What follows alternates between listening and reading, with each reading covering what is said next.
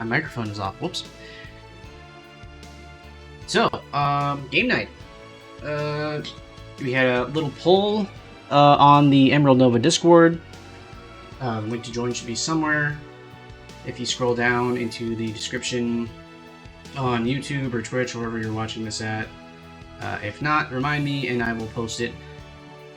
It looks like the winner of the poll was something Sonic the Hedgehog. And I am honestly shocked by the fact that I do not currently have a recorded playthrough of Sonic 3 and Knuckles. So what I'm going to do is let's go ahead and change category. I'm going to play some Sonic Jam. Sonic Jam. Does Sonic Jam not exist on this though? Seriously, Sonic Jam is not a category on. Okay, fine, whatever. Sonic 3.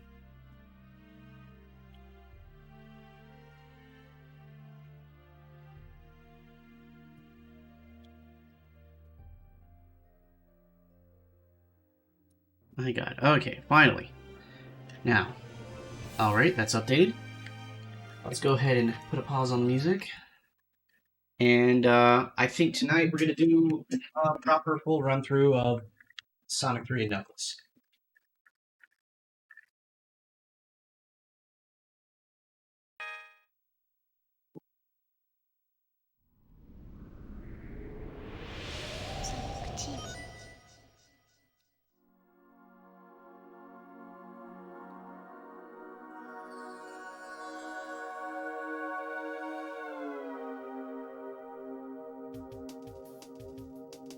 Oh, and if anyone's on the Emerald Nova Discord server, feel free to join in the Emerald Nova stream channel. You can join in on voice chat, just hang out.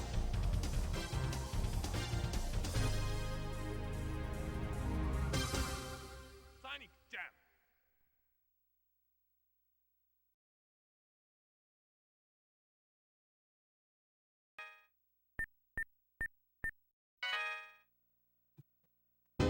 Oh boy, that feels loud.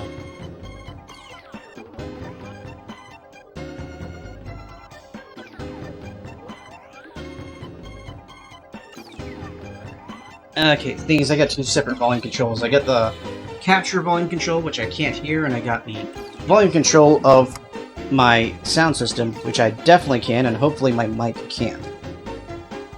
So, like I said, Sonic 3 Knuckles, let's actually record a playthrough. Now, somehow I've escaped doing that on the Emerald Nova channel so far. No, okay. Let's start with Sonic and Knuckles first. There we go.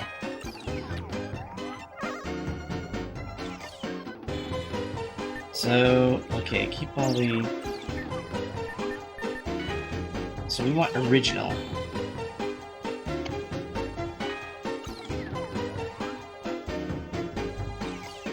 Now, I don't know who's in chat right now, but if anyone wants to make suggestions about which character to play through tonight, I could do Sonic. I think, thing is, I keep saying I've done this before, but I don't have any recording, so I really should record Sonic. Got a Knuckles right there. Ah, the sound is just slightly off, and that always bothers me. 1, 2, 3, 3, 1, 2. Okay.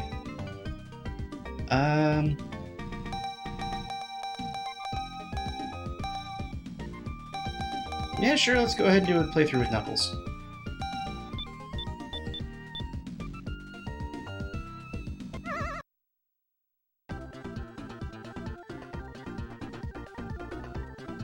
Now, normally what I would suggest for Sonic the Hedgehog 3 is to play Sonic 3 Air, so the Angel Island Restored. And the reason I'm remembering that right now is because when you start a Knuckles playthrough in Sonic 3 Air, you actually get to see a little cutscene of the Egg Robo bombing Angel Island, which is neat.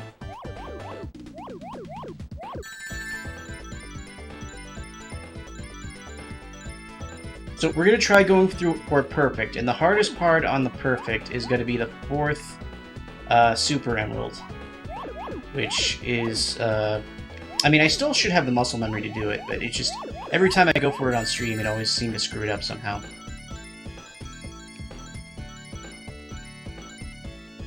Yeah, that's fair. I casually listen to Sonic Genesis music, but normally it's from 3D Blast.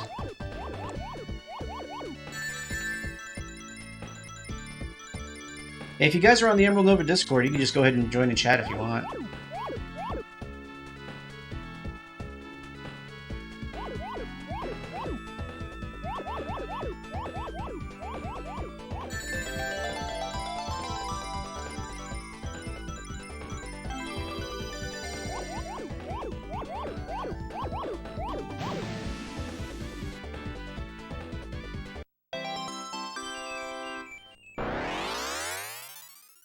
PC music, come on, that's not a remaster, that's a butchering. You need Michael Jackson for Sonic 3, that's not optional. So, Sonic Origins, I mean, maybe there's rights issues, but I mean, they have to find a way around it. I don't know who owns it right now, but they have to find a way around it.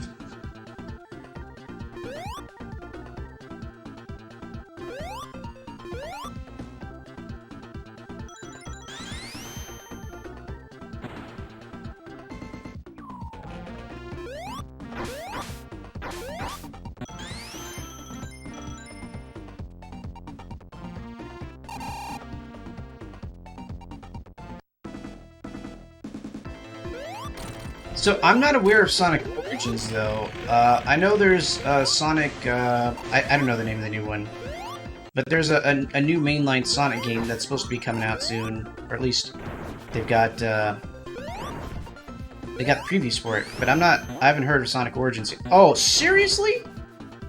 Oh, I hate that stupid bug. Okay, fine. Getting 3 in Angel Island.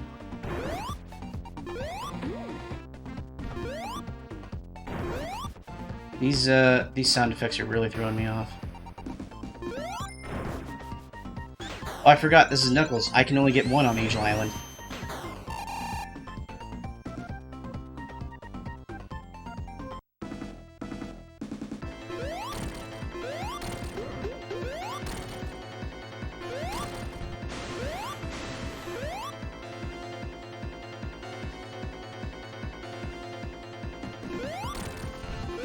Oh, seriously?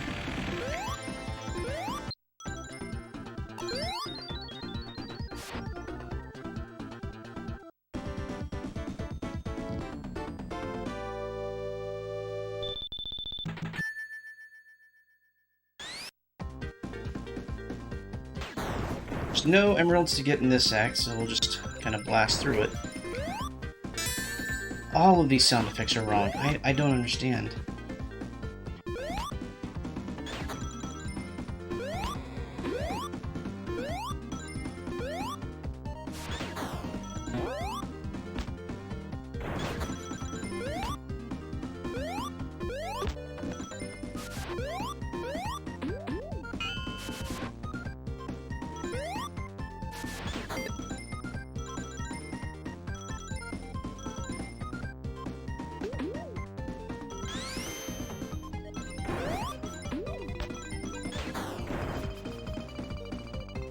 What?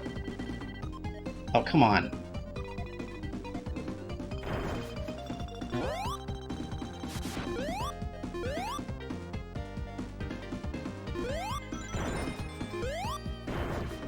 So the thing is, the announcement was made before the voting was done, and I was waiting for more votes to come in on the Discord to see which game it was, because the other option was Panzer Dragoon Saga and Elder Scrolls.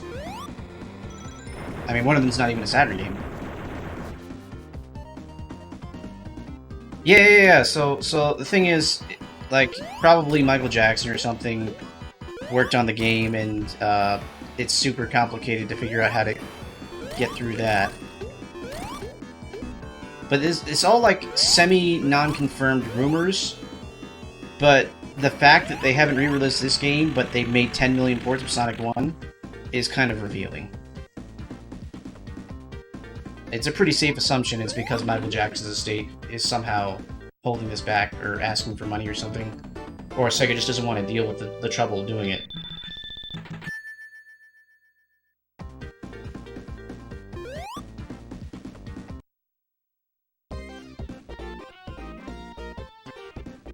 I mean, yeah, Michael Jackson was super big into video games.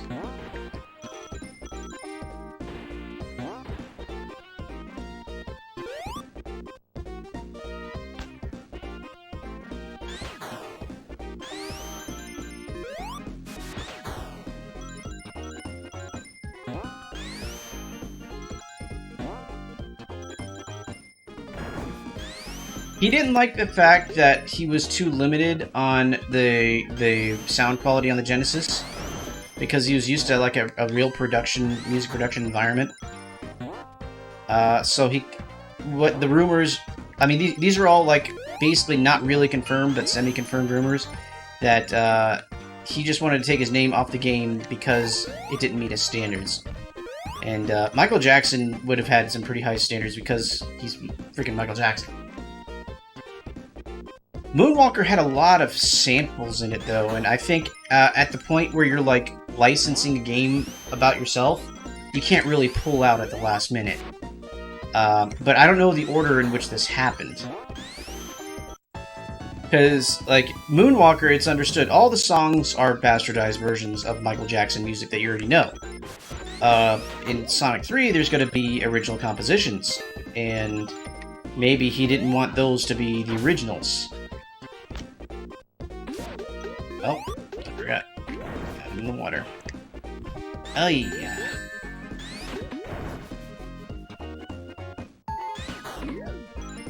Seriously? Like, he couldn't take, like 5 minutes to listen to the soundtrack in 30-second loops?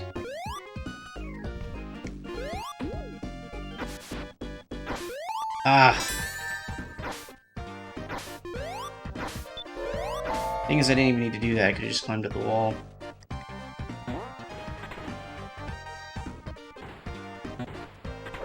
Yeah, I made the music for that Nintendo.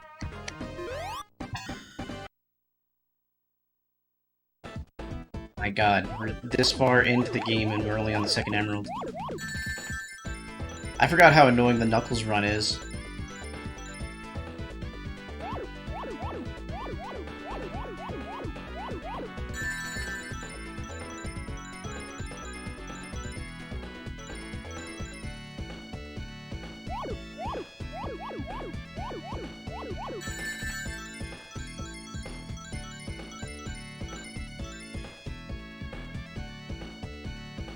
Yeah.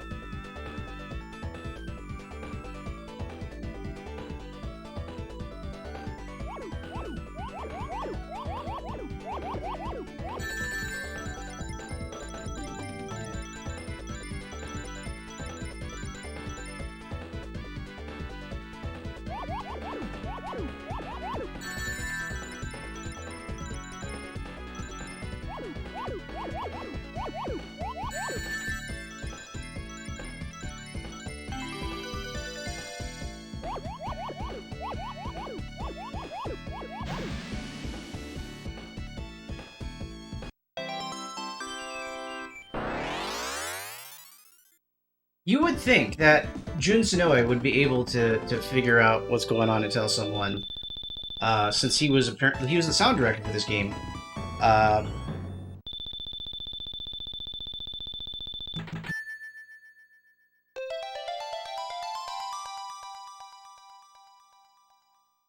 I mean, there has to be like a former worker who has like, you know, is totally retired and was in the room and was like, oh yeah, I remember meeting Michael Jackson working on Sonic 3.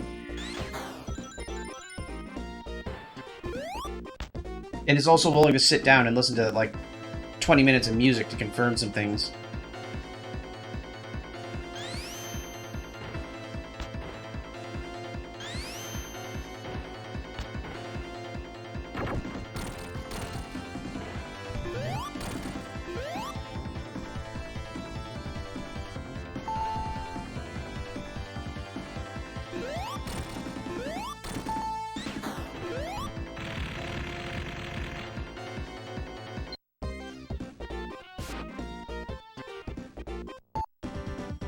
I personally think the CD soundtrack is kind of overrated.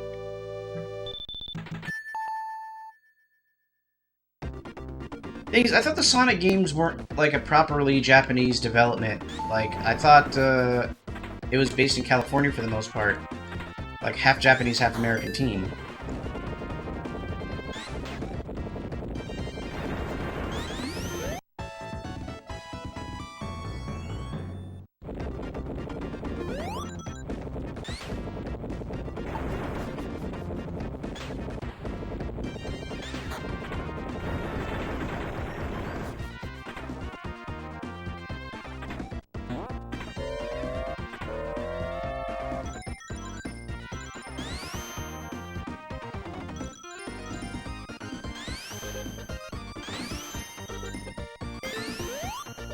Okay, so they had, like, Japanese devs work on it, but,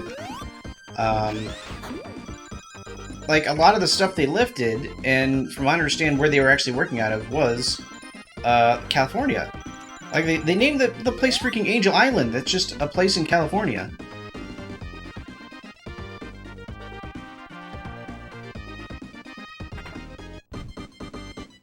For some reason I remember a, emerald around here.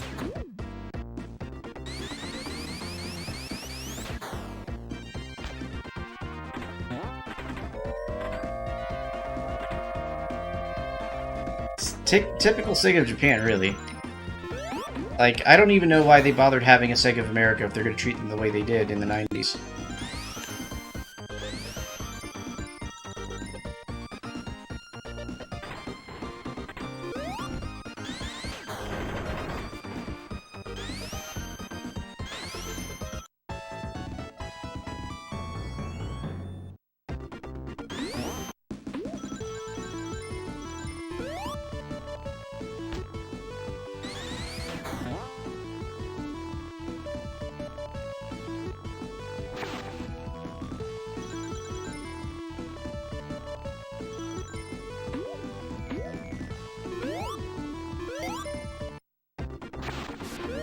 That's a close call.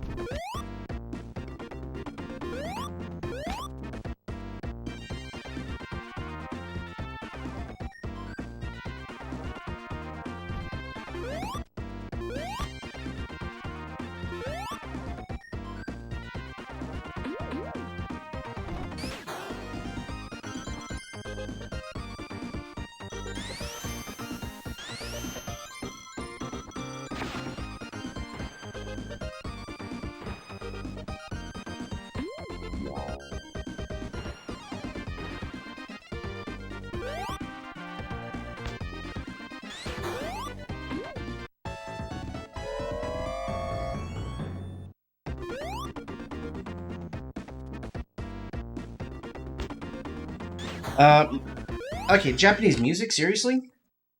Over Michael Jackson?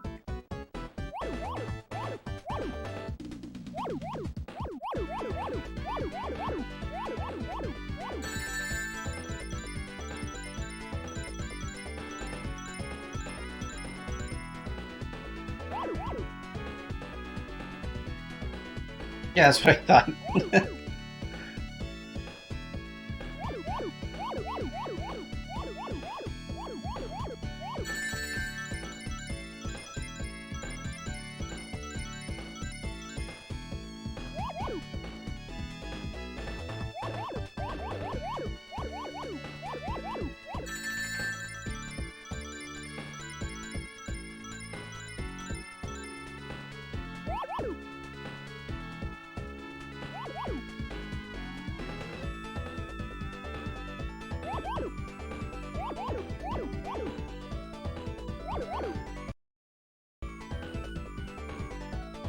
Okay. Don't want to get too sloppy.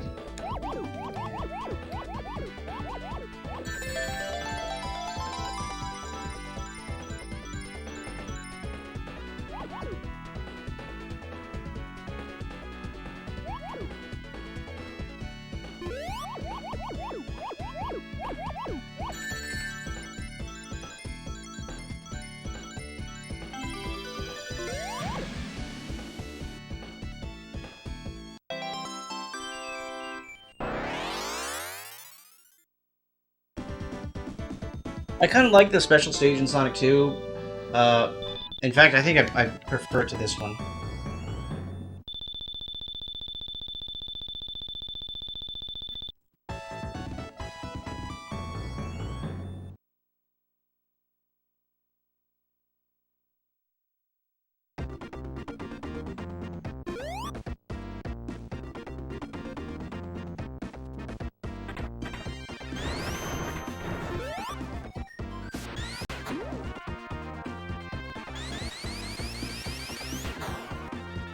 Well, some of them are unfair, but the design and mechanics are overall good.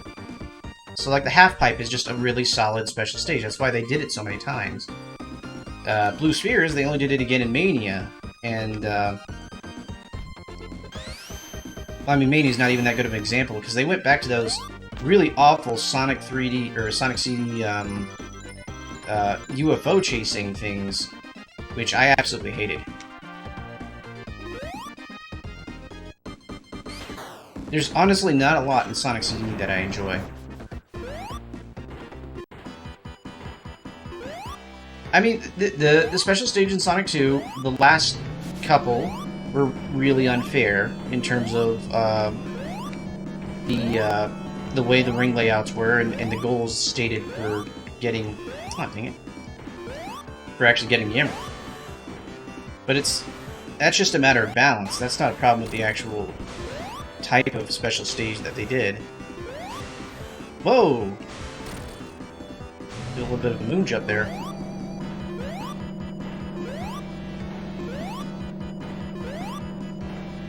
Yeah. The Saturn special stages for Sonic 3D Blast were definitely an improvement on the formula, and shows why it was such a good... Oh, dang it. Design. The ones in Chaotix are cool, but that's just basically the logical conclusion of the half-pipe in full 3D, and just very poorly implemented. Because, like, it's completely disorienting, it doesn't really make a lot of sense. But they basically did the same thing in Sonic Heroes, I want to say, except nobody really remembers what they played in Sonic Heroes. Because it's not a great game, it's too freaking long.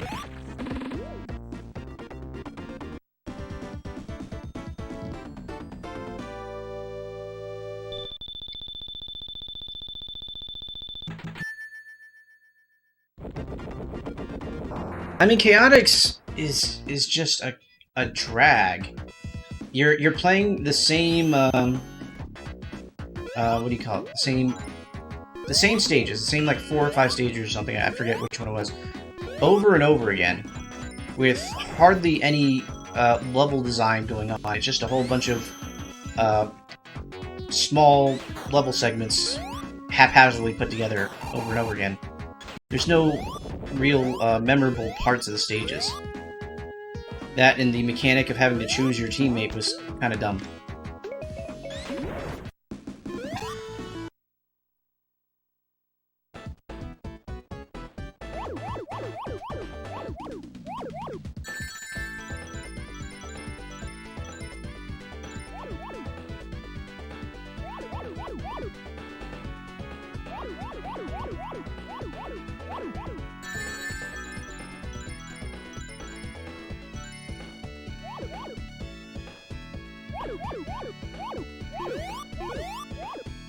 Slip.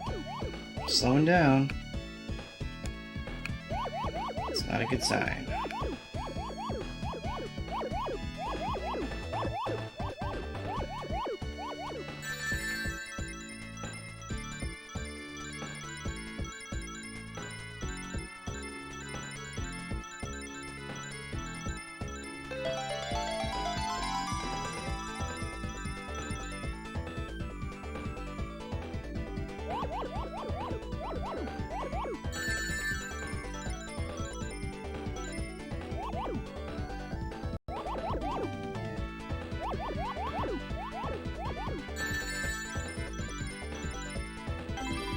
For all my complaints about Sonic Jam, at the very minimum, they kept the timing on the special stage exactly right, because my muscle memory from the Genesis version is still working.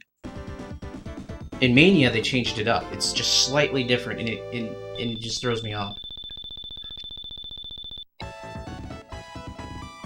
This is Jam, yeah. This is on the... What's the Mega Glitch? Yeah. So don't you notice how all the sound effects sound just like slightly off, or sometimes not even slightly, sometimes like blatantly off? That's because this is the Saturn, and I don't know how they did the sound effects. I guess they recorded it from like an analog or something, and played it back as PCM.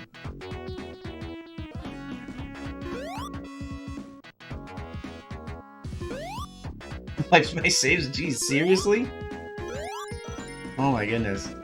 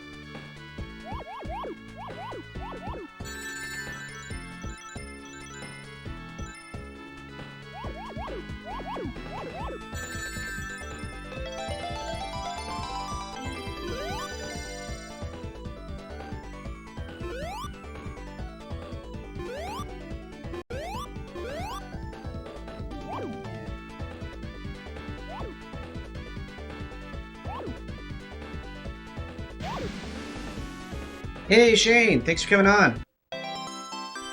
Too late to vote though.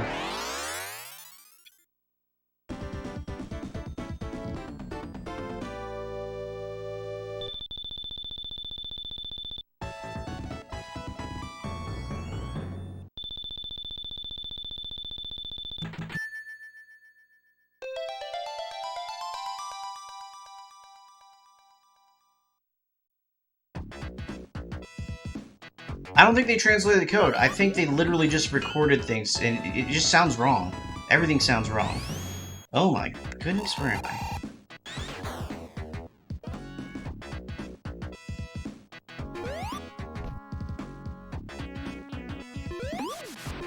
Yeah, that's the thing, though, is, as far as I can tell, everything is PCM, and poorly recorded PCM at that.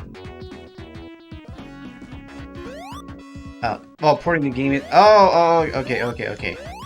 So, I mean, yeah, they'd have to port the game. It's not like you can run a Genesis emulator on the Saturn.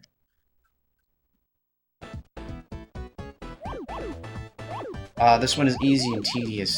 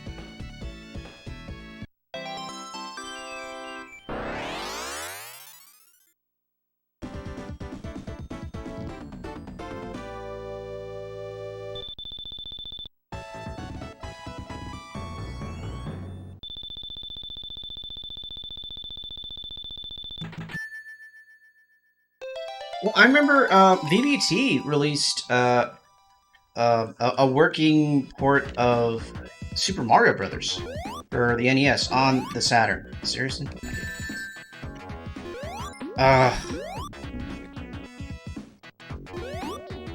But that was like during like an older competition, like from 2006 or something like that.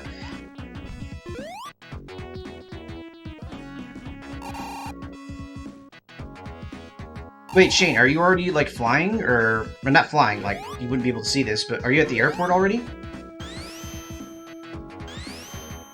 I mean, I've got mini USB somewhere around here in a tub. If you really need one, I'm sure you'll last a day without a charge. Oh, I already been there. All right. I mean, you can buy one at the airport for like $15, $20 or something.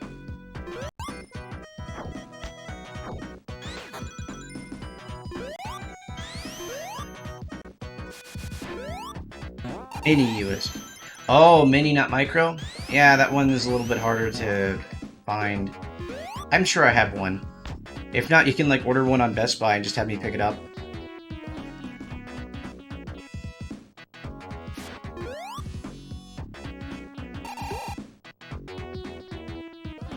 No, not the 3D one, like an actual straight-up port by VBT, and that's, yeah, Mario 64 XL2 imported the map into an early first-person build, back when it was still called Z-Tream. What I'm talking about is VBT, like, straight-up porting Super Mario Brothers.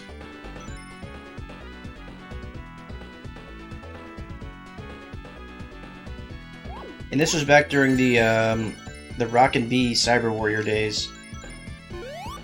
Like the first run of Saturn Homebrew. I was not around for that.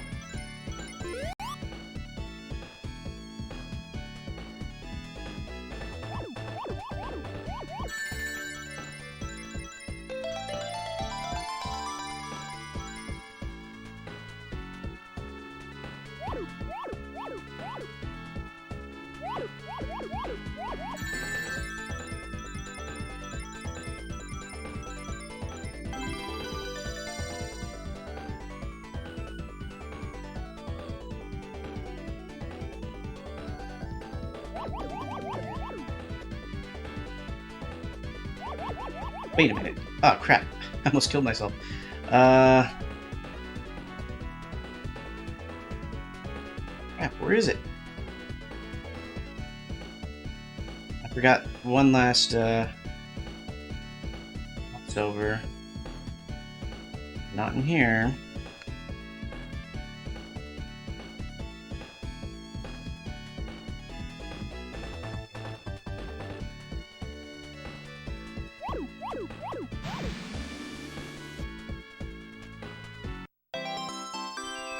It's a long time ago, but you can still go to the Rock and B website and you can probably download it.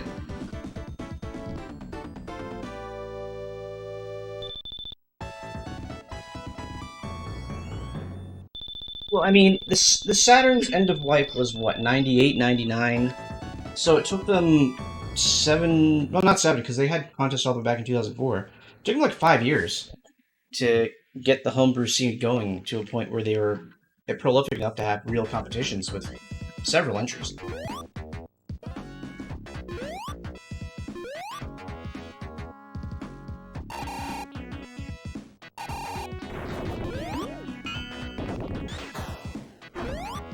I'm making a lot of stupid mistakes. I didn't used to make this. When I was a teenager, I would be like no-hitting Marble Garden. Okay, I don't count Game Basic. I'm pretty sure Game Basic was only good for like a few open world map type deals with no gameplay and 10 million different shoot 'em up clones.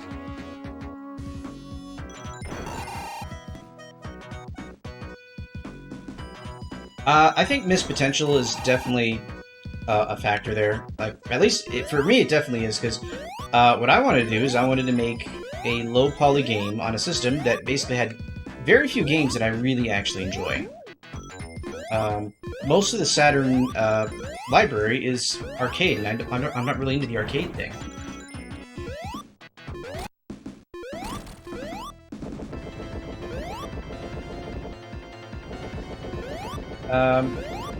I'm sure someone did something impressive in Game Basic at some point, but it's kind of like in Unity, technically, it's a full-featured environment for making a video game. Seriously, twice in a row? But most of the time you're working in Unity, you're making a piece of crap.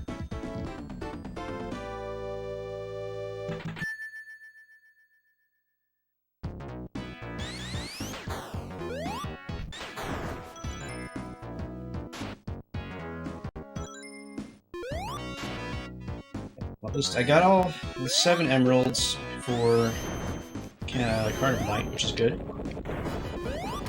I just have to play like a reasonably competent Sonic player.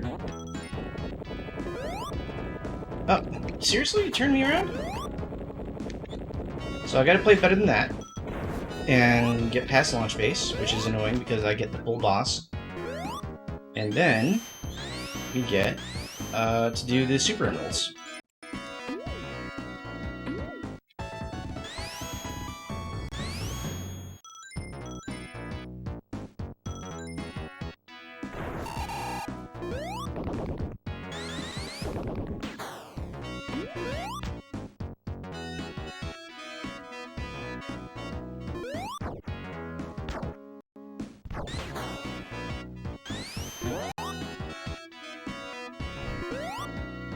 So, like, the N64 was great for party games. The PlayStation is just a great general-purpose console. The Saturn's library, not the hardware, just the library feels hyper-specific. They were leaning very hard into bringing the, at least in the North American market, bringing the arcade experience home. Which I guess is what they thought people wanted in 1997. Or 6, or whatever.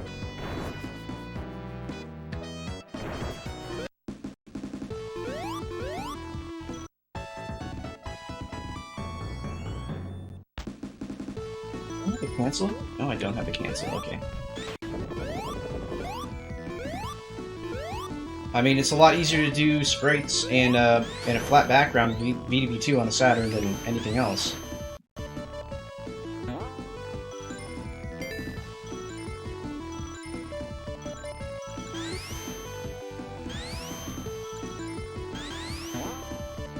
Now, one of the first things I do when I set up Sonic 3 Angel Island Revisited or Remastered or whatever it's called, Sonic 3 Air, is I turn off the... What am I doing?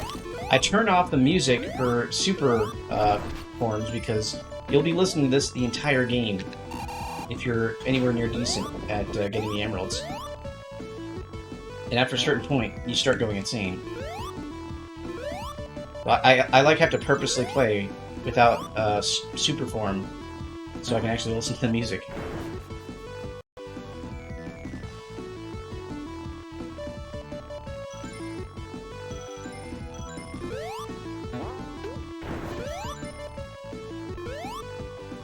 Is the Sonic part meant to go higher? On the other side of this wall. According to that sign. At the very least, I can climb faster. And ignore that. Oh, let's do that.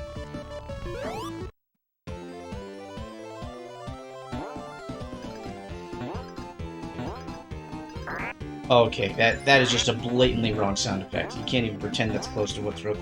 Listen to that. It's wrong.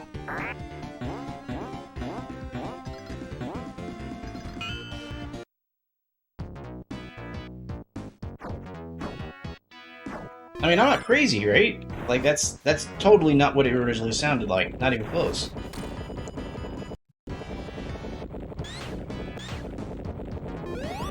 Oh, I forgot. I'm Knuckles.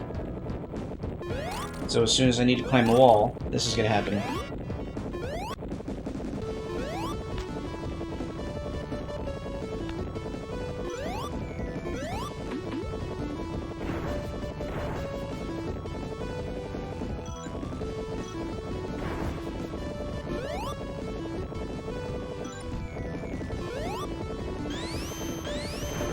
So yeah, this is Sonic Jam. But they don't have a Sonic Jam category in Twitch for some freaking reason. So I just put it as Sonic 3, even though it's Sonic 3 and Knuckles.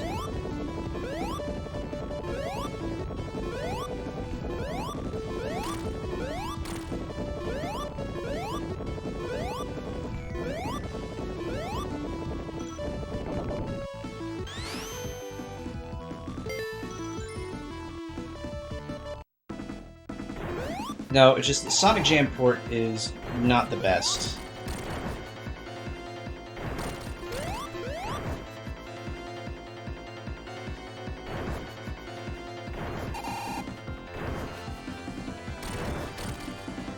I don't know if that frame... because it's playing very smoothly on my end. It might be... Oh, you know what it is?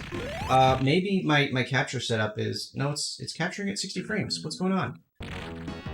Because it plays a lot smoother than the preview is showing me. And I don't know if the hop edge is starting to act up or something.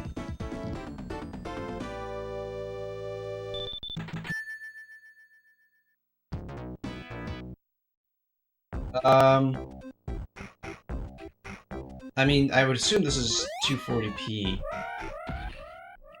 Okay, let me try that. You can watch the things go by on screen.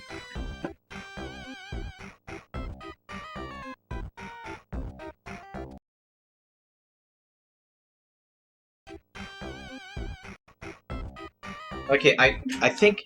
Oh, crap.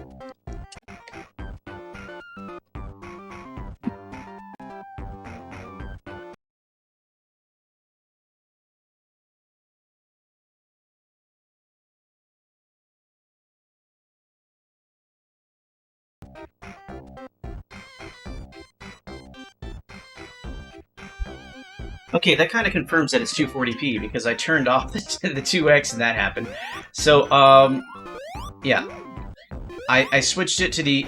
I have the Retro Tink, so I either have 2x or 2x plus some other thing on it, top of it. I forget what it does. But that, I've changed it from just vanilla 2x to 2x plus whatever the extra thing is. Shane, I'm sure you remember what it actually is.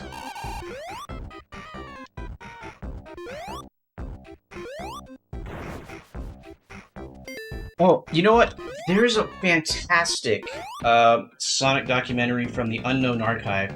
He has a habit of deleting his channel arbitrarily and re-uploading on a different channel, so you might have to find it, but it's called Running on Empty, and it's a great documentary. Well, not documentary, it's more like an op-ed documentary type deal. He does a lot of editorializing in the documentary, but on how the whole Sonic franchise came together between the Genesis and the Saturn.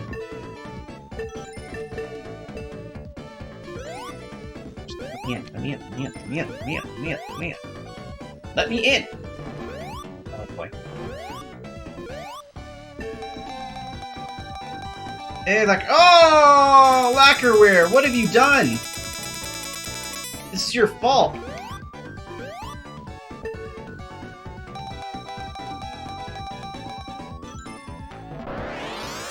Great. Thanks, Lacquerware. First time chat, and you make Robotnik show up.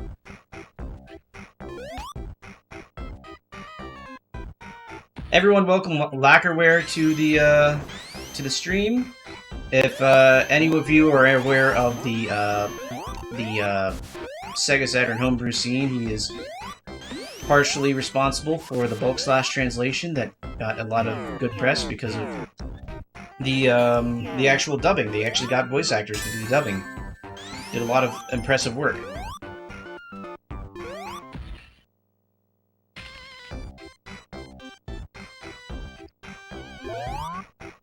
Go. Ah, of course that happened.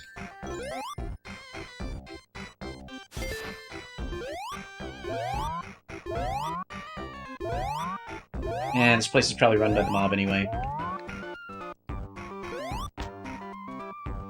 Okay, let me get back on my little doohickey.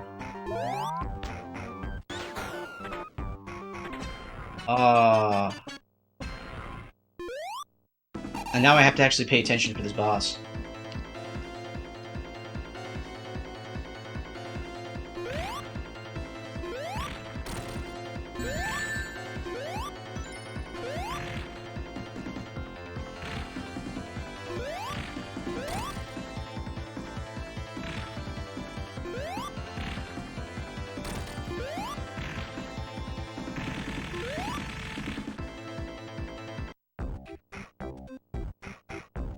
That's the thing, is there's a lot of games where the gambling becomes like a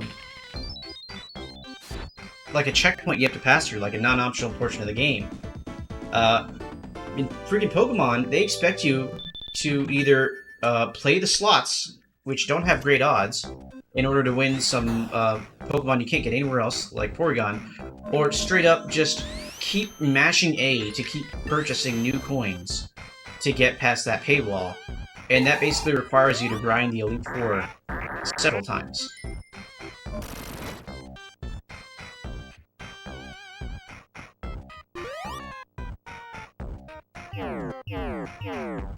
Right.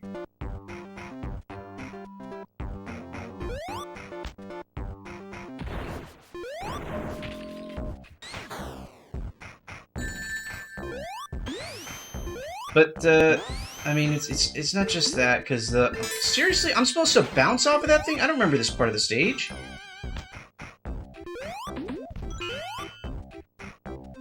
Bouncing, you happy? Oh.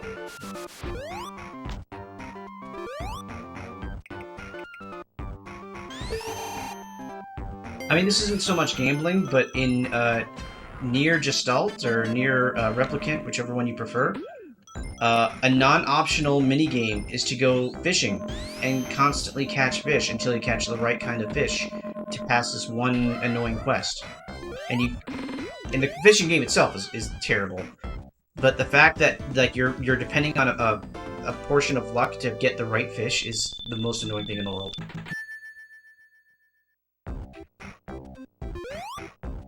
I'm missing like the majority of the game if you're not connecting the two.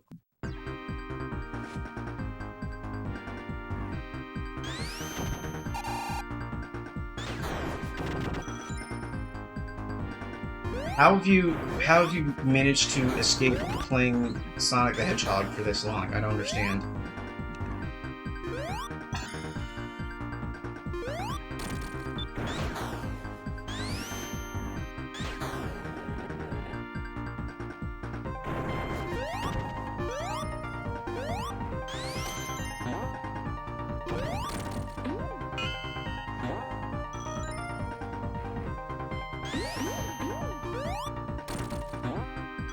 It's kind of like if you owned an NES and you somehow managed to avoid entirely playing Super Mario Brothers.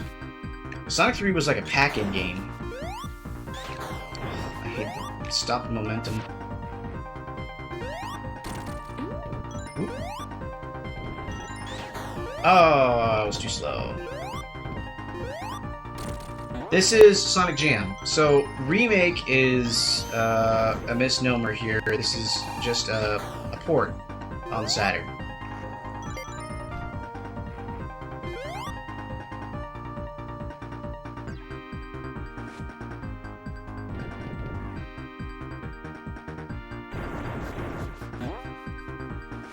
Oh my goodness, seriously? So you have like the second worst version of Sonic 3 Knuckles to play, but you can play it. And if that's the only way you can do it, actually, no, I'm not going to recommend you play this version. I'm going to recommend that you go get the ROMs for Sonic 3 and Knuckles, and go set up Sonic Angel Island Reborn, or Revisited, or Sonic Air is what it's called. Whoa, how did that even happen? That was not on purpose.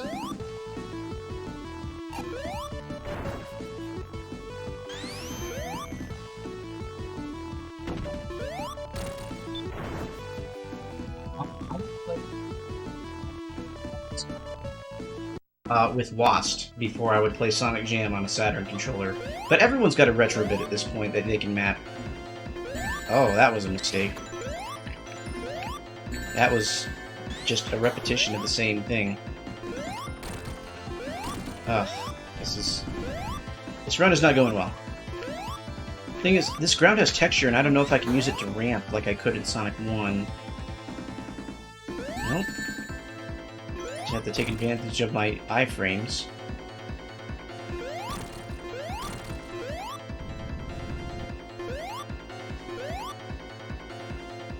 I mean, like, okay, yeah, yeah, get literally an Xbox controller, like anything with a decent D-pad, and play Sonic Air. It's fantastic. It's the best Sonic game. It's the best 2D Sonic game. Like Sonic Adventure 2, probably portions of Sonic Adventure 2 give this game a run for its money, but not close enough to call it a better game.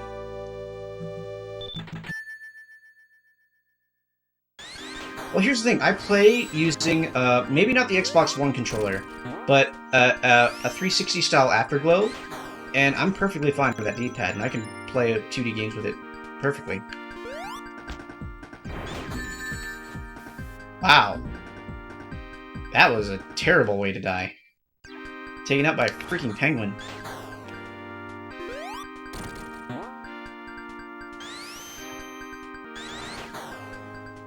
So here's the thing. Adventure 2 had better level design and better music, I would say. I mean, that's the music part's subjective, but definitely better level design and layout than Adventure 1. However, Adventure 1 had a lot better theming and had an explorable world, which is probably a huge plus, especially in that time period where you just wanted to, like, put several hours into exploring a game world, and you couldn't do that with Sonic Adventure 2. Seriously, what is going on? There we go. The jank is a feature in Sonic Adventure. In Sonic Adventure 2, it's a lot more polished, but you miss out on a lot of stuff.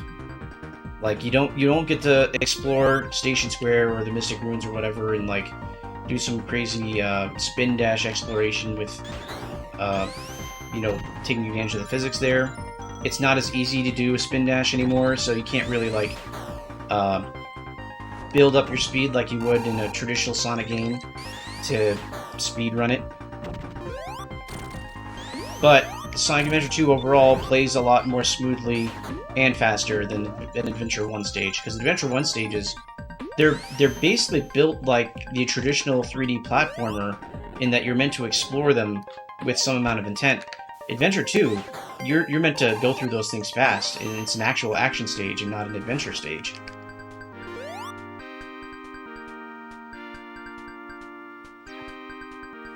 So, in Sonic Jam, you can see that, well, maybe not, you can't see it right now, but the timing isn't exactly the same. It's close enough where it doesn't affect the gameplay, but you notice when there's slowdowns when there didn't used to be slowdowns.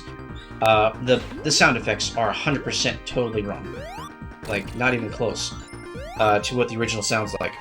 And there's also some weird sound bugs where some sounds seem to overlap others when they didn't used to. And otherwise, it's just a slightly buggier experience.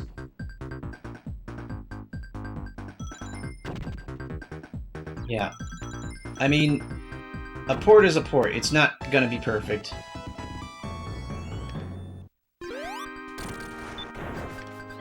I mean, it's entirely playable. Like, you see me playing this thing.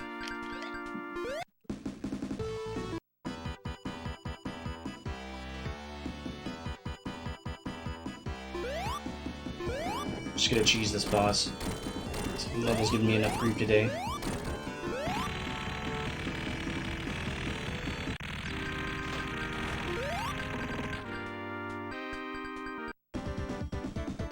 I mean, so compared to a good port, like the Android ports of Sonic 1 and Sonic 2, it's definitely a disappointment. Because Sonic 1 and Sonic 2 on the Android, if you can find a way to play it with a real controller, is like the definitive way to play those games.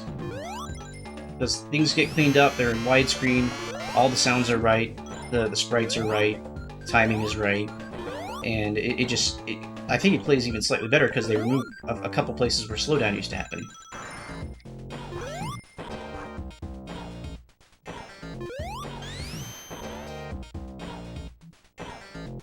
Sonic Advance was good for what it was, but the screen on the GBA is so tiny and dark, it is not great for a fast-paced action game.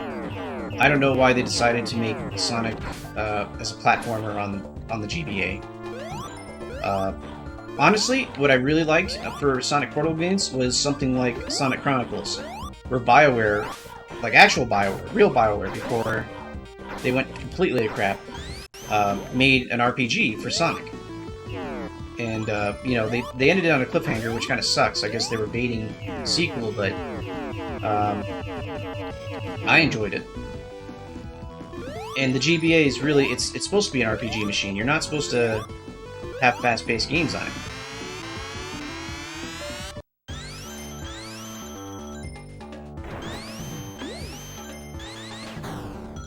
the thing is, the Sonic Chronicles is the music is low quality because the DS has low quality sound, but it's the actual tracks that they select are almost like a best of Genesis tracks.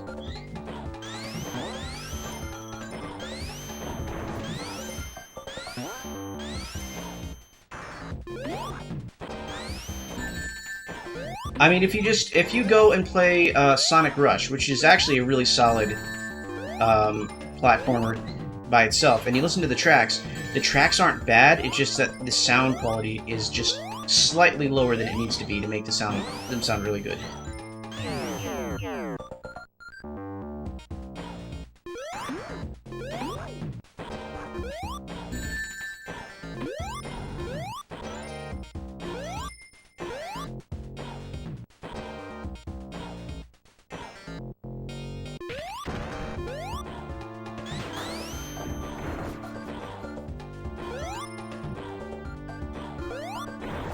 I mean, I can't think of a single DS game that I would consider having really good sound. They all sound off to me. What? Ugh, freaking serious? Okay.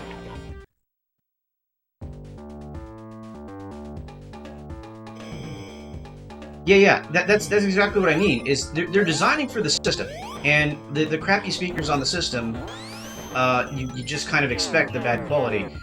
If you go, like, look up Wrapped in Black, which is the final boss theme for Sonic Rush, which, on the DS, it sounds like they were trying to make a really cool sounding song. And on YouTube, it sounds like complete crap. Like, I'd like to be able to listen to a remix or a version of that that wasn't put through a blender. Like, I would buy a Sonic Rush CD that had, like, the original masters on it, and not the crunched down version that we got on the game.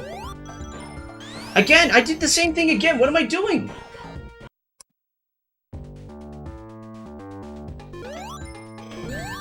I feel like I'm going crazy, right? Like, I'm just repeating the same mistake over and over again. No, it's good. Like, this is my fault. This game I've been playing for over 2 decades. I should have this part memorized to the point where I don't need to be making this mistake. I should be able to play this game with 1.5 eyes closed. Wow, that was just garbage. What am I doing? You know what? Part of this I feel like is additional bugs I'm not used to, because I just got caught in that wall. Okay. See, like that. What was that? That was weird, right? Okay. I'm not gonna hold down to win like I usually do. I'm gonna jump over it.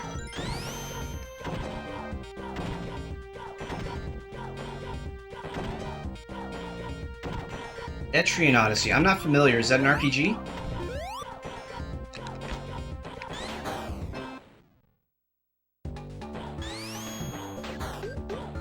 Yeah, I mean, the first handful of Sonic games are really great at stage gimmicks, and that's what I was complaining about with Knuckles Chaotix, is that the stages don't feel like they have any personality. It's like the same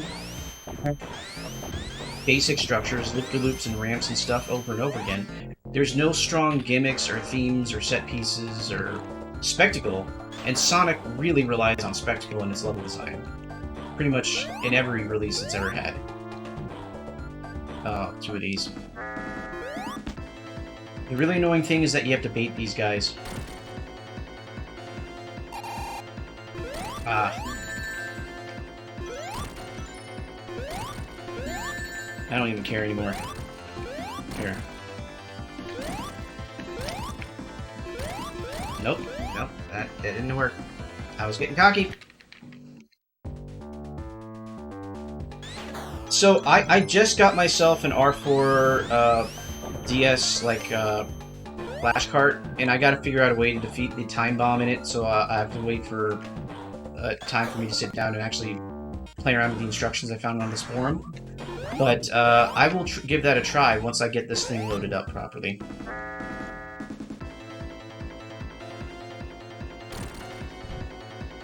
Phoenix Wright is fun to play once, because it's literally just the same thing as like a point-and-click adventure, where after you figure out all the puzzles, there's no game anymore. And the soundtrack is good to listen to, but it is still on the DS, and it's built for the DS. And if you listen to it on YouTube, without listening to one of the remixes, it just sounds like a DS game.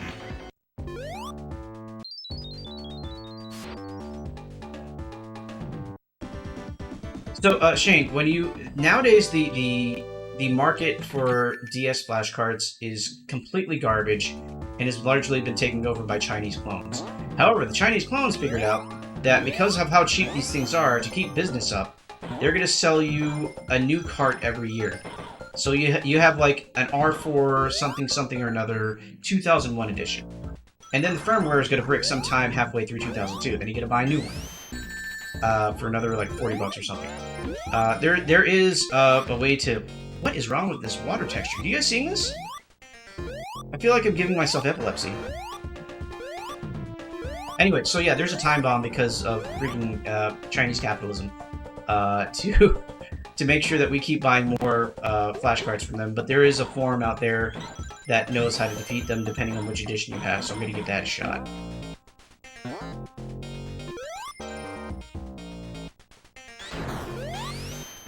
And then I will try out Etrian Odyssey to see how it goes. Unless it got re-released somewhere on Steam, which like half of the good DS RPGs did anyway.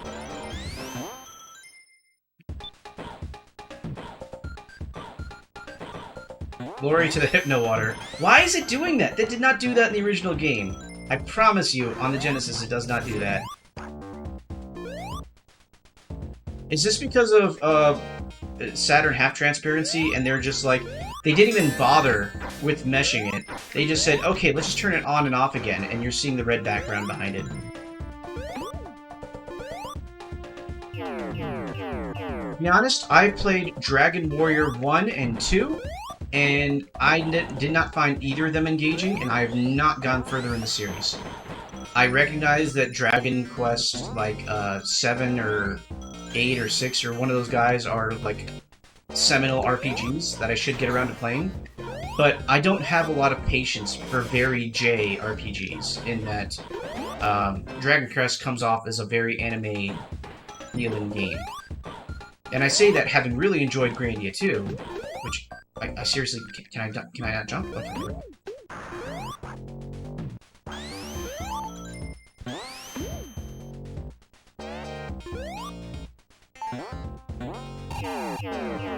That part.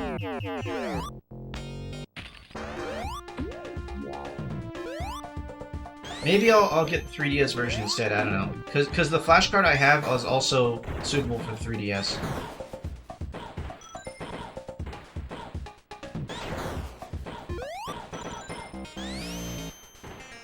I have great tolerance for good RPGs. I have played several good RPGs. The problem is, the Japanese, they love to put in all these anime tropes, even in, like, semi-serious stories, and it kind of ruins the experience for me. Like, I cannot play Rogue Galaxy because of how cartoony the characters are. It's not the same thing when, like, in a Xenogears game, you don't get that problem.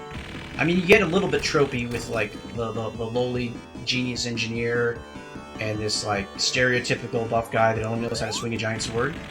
But at the very least, they give it a shot to make it a respectable story.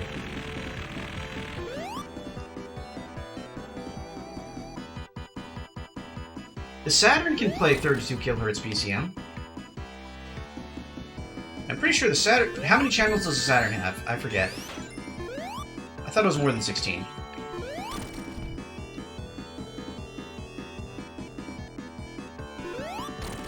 Wait, so how does Ponent do AD PCM? So I'm thinking more of like Xenosaga, where the tropes aren't egregious. So there's different classes of tropes. There's like tropey characters where it's like, okay, I get that they have certain character traits, but otherwise the story's progressing, and I can tolerate that. And then there's really crappy anime humor, which they try to insert in a lot of different games that just completely stop all the momentum in the scene. I think Xenoblade Chronicles X is good examples of both, where it's a playable game and you can follow the story and it's interesting, But you do notice every once in a while they just have to add in the freaking, whatever, that potato character or something for really crappy comedy relief. It's really just anime comedy relief that gets me annoyed. That and fan service. Because they're never implemented well.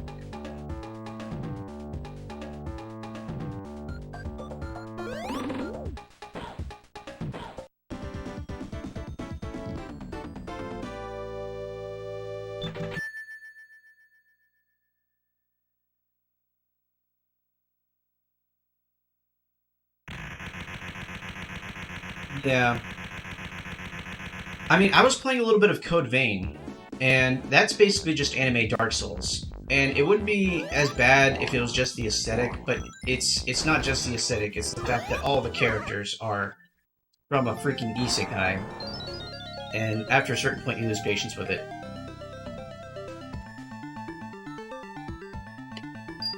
At the very least, you're not trying to sleep with your little sister. Oh, wow. That slowdown was not the stream. That was the freaking game. That was just sluggish. Yeah, I can't... I'm waiting for the story in Code Vein to get to a point where it's not just blatantly a really, really crappy anime. And then you get to the home base, and there's a freaking hot springs in there. And as soon as you step in, all the female characters step in wearing nothing but towels. It's like, okay, I understand who this is for, but this is not what I signed up for.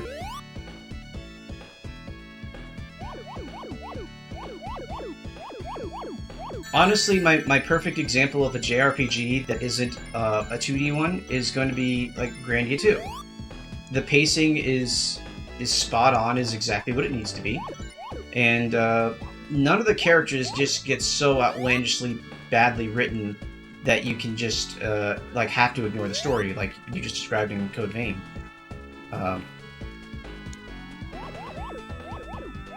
I forgot her name. The redheaded girl in Grandia 2. That was like the worst offender out of the entire cast, and that was not that bad.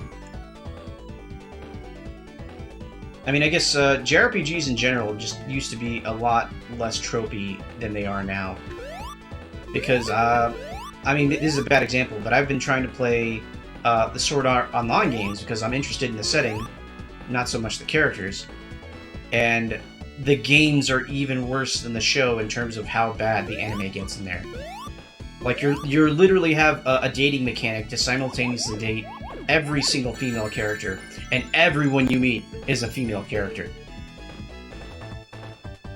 It's like you playing Kirito, and then your one useless sword or spear friend guy or whatever, and then like 10 million girls for you to accidentally date just because you put them in your party too often. And one of them's like your little freaking sister. Thing is, role-playing game now means you can level up. Which basically means that God of War is now a role-playing game. And it's a really bad descriptor. Because it used to be that role-playing games were like the original BioWare games, or the Elder Scrolls, or something like that, where you're actually, like, you're into a very well-defined, written role, where the lore of the world is so well structured around you that you are forced to play a certain character. Even in Mass Effect, John Shepard, you are giving him a basic backstory, but because of all the events that happen in the game and all the choices that you make, you are building the character of John Shepard as you play, and you have a very strong idea of the role that you are attempting to play. And the story is critical there, and that's like an ideal RPG, is something like that. And instead, what we often get is, okay, we had a long stint during the 360 era where it's go here, kill 10 million foxes, or wolves or whatever, and steal their hearts and deliver that to this guy, and do that 20 million more times. And honestly, I haven't been paying attention to the RPG environment recently, but I'm not encouraged by what I've been seeing.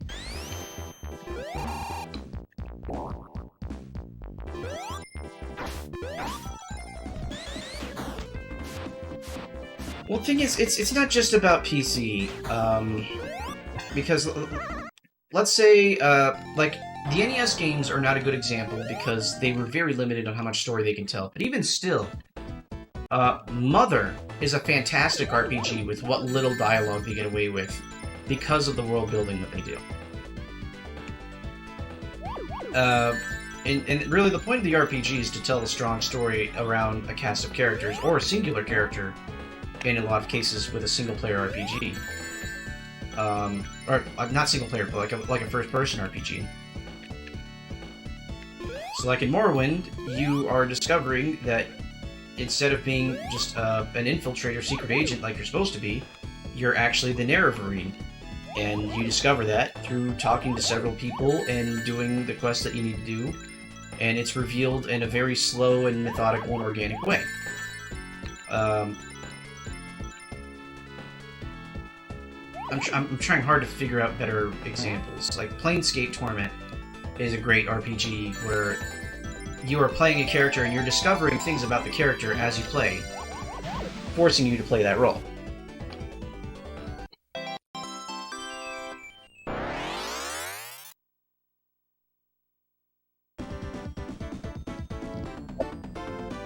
So most JRPGs that I've tried out that have come out in the last decade or so are essentially, here, you build your anime character, here's a harem of girls, and they all play out like the plot of a really lazy isekai.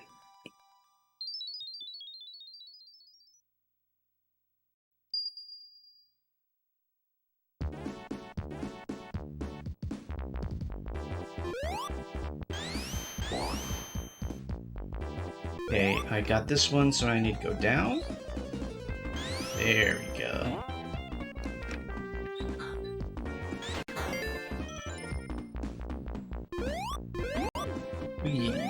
No. Come on.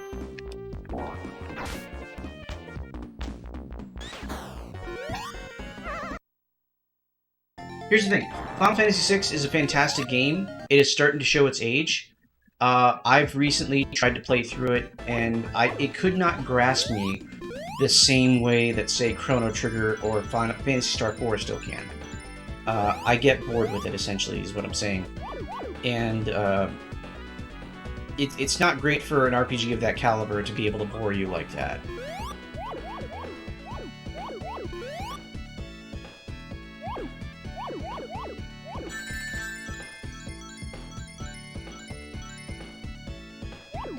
So, Final Fantasy VI definitely deserves its reputation, but it is not quite as good as some people may remember it because they may have played it earlier on in their lives.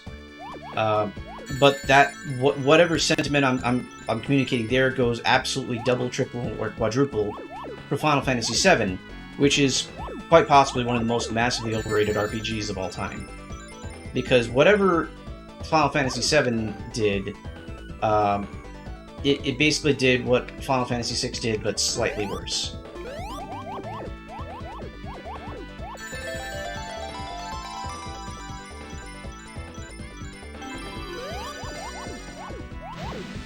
Chrono Trigger is a very strong, long-lasting game in terms of, like, it doesn't get old. You can immediately replay it, and you still enjoy yourself. It's got strong mechanics and a strong story. It's very hard to say anything negative about Chrono Trigger. Valkyria Profile? Honestly, there's not a lot of Final Fantasies that are worth playing. I mean, I've played a lot of them. I haven't played all of them because it's almost impossible, but... I mean, the one I enjoyed most was 3 and 5. 3 for the gameplay and the grind, because I just like the character building you do in that one. And 5 because it has similar systems, but more refined and a better story. But for a lot of the other ones, especially 2, it's not worth the time investment, because a Final Fantasy will run you like easily 80 hours if you let it.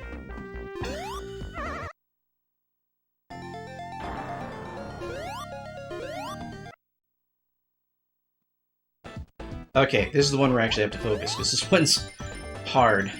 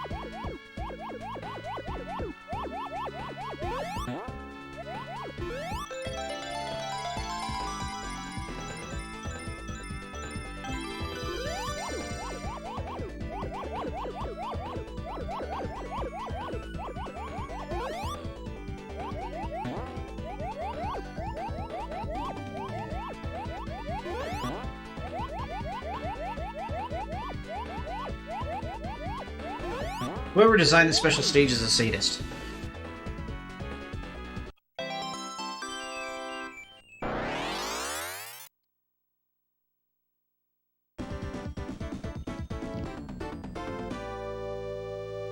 Valkyria Chronicles is a strategy RPG in the same way, like, it's a completely separate genre. Like Shining Force or Tactics or whatever, or Advance Wars. It's so different from your traditional RPG experience that it's hard to call it the same thing, just because the mechanics are so different. But all the other fundamentals are the same. So yeah, it's basically an RPG. But if you're a person that likes RPGs, that's not necessarily the same thing as a person that likes strategy RPGs, like Shining Force. But Valkyria Chronicles is a super fantastic game, and you should play it. I did not finish getting all the emeralds. Okay, I gotta fight this guy fair. Yep. Oh, wow. Okay. I see how this is gonna go.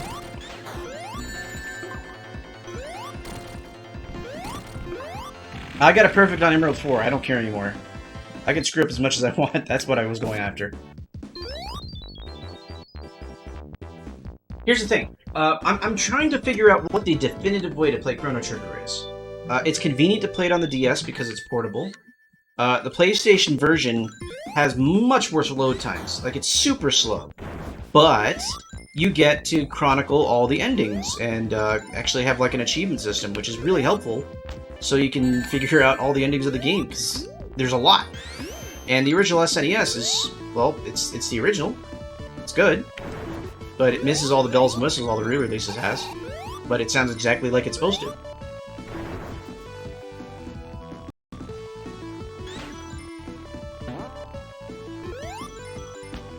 How does the PS1 have worse music? It should be CD quality.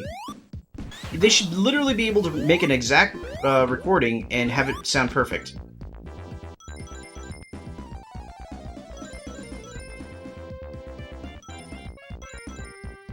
Yeah. Supposed to be doing... Oh, crap. My mind is gone. I need to go up for the emeralds.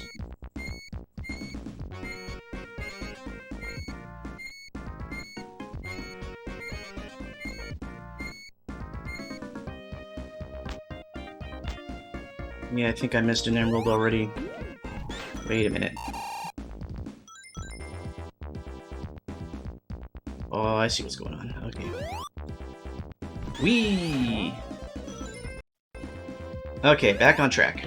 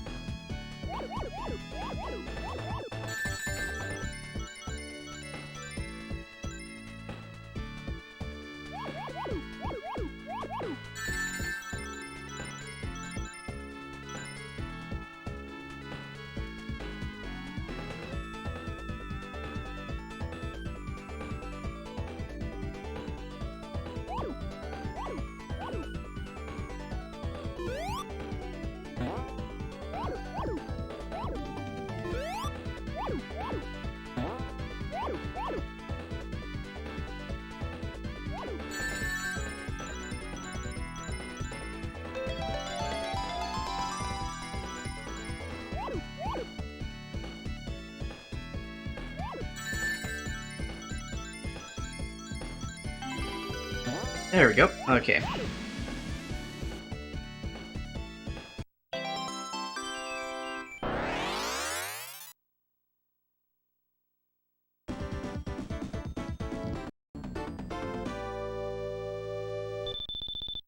I mean, the Super Nintendo games, I forget how they do the sound, but anything 16-bit, they're not using actual samples. They're straight up generating waveforms.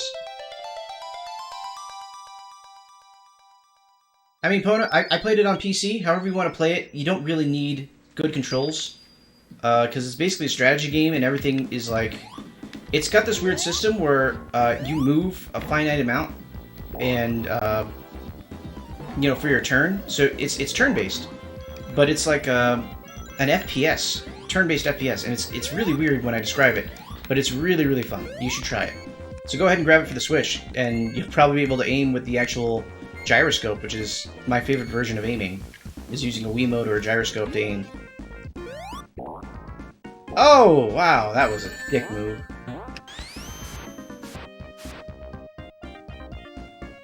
Ew. Oh, I think I missed a... Definitely missed a spot. But it's not fatal.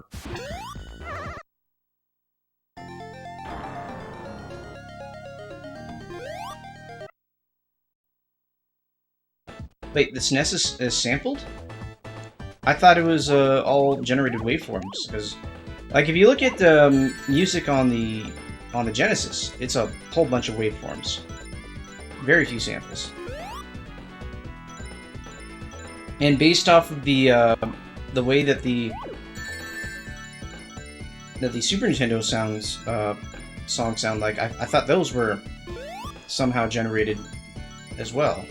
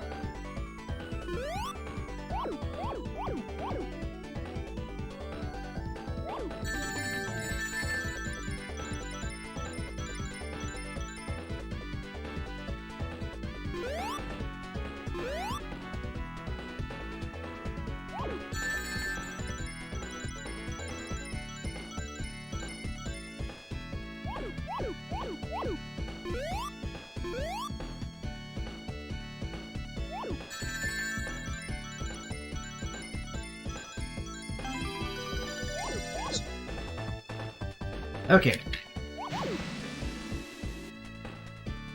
I'm about to. You're about to see me do it. Get all the Super Emeralds as Knuckles. Yeah. Yeah, it's perfectly possible. I even skipped one of the rings by accident, and I'm still on track to get them all.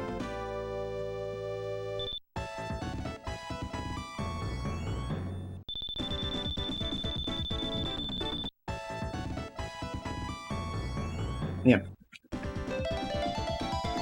So, okay, that perfectly explains to me why the sound profiles are so different. So, to me, the SNES always sounded like someone was composing music, but composing it in a different room with like some paper-thin walls to separate me from the music.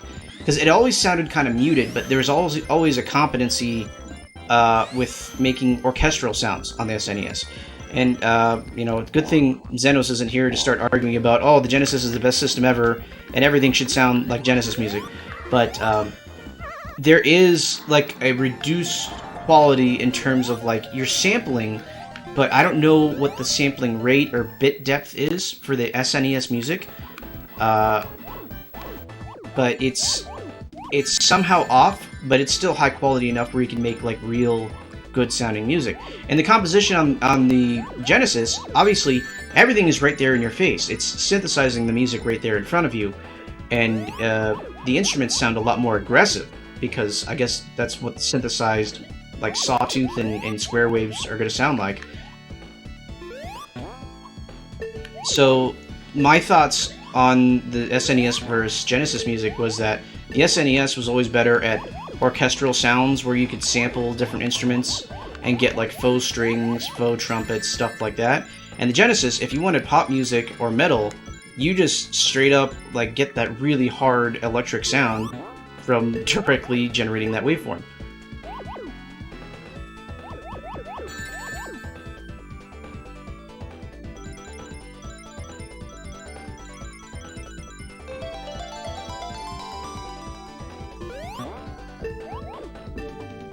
There we go, that's all the emeralds.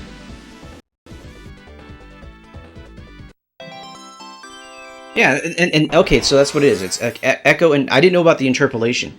So I'm guessing, because Ponent and I were discussing this the other night, how small can you make a sample so you can actually get a good library of instruments if you wanted to make some sort of MIDI thing on the Saturn. But the Saturn has plenty of sound RAM. It has hundreds of kilobytes. I'm imagining the SNES might have like 128 or even less.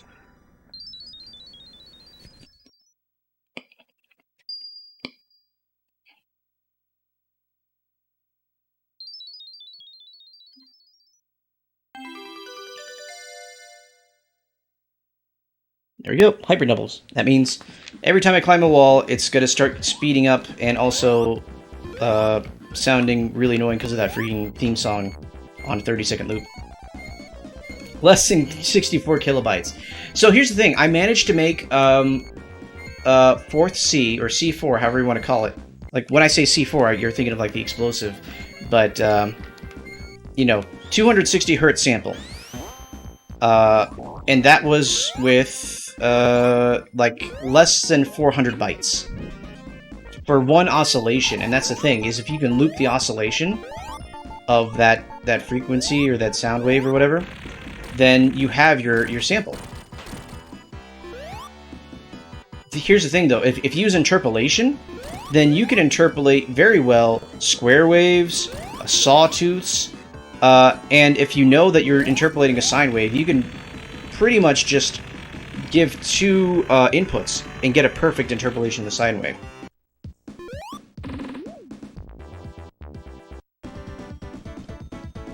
The thing is, interpolation is going to imply some amount of processing power, like a trivial amount, but still some, going into generating a sound profile for that V-blank.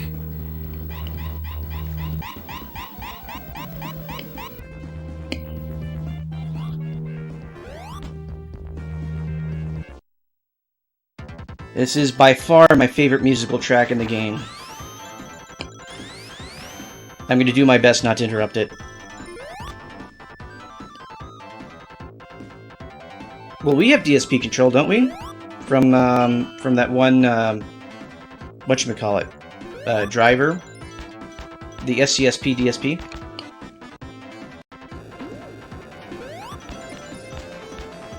Presumably, we could then generate several different kinds of samples to sound like synthesized music using just a couple constants. Oh boy, this was a mistake. And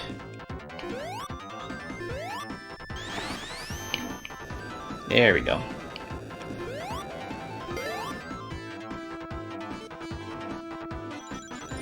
Dang it!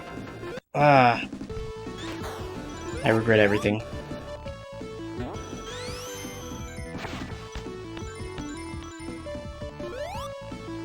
Seriously, fuck. He still has the short jump.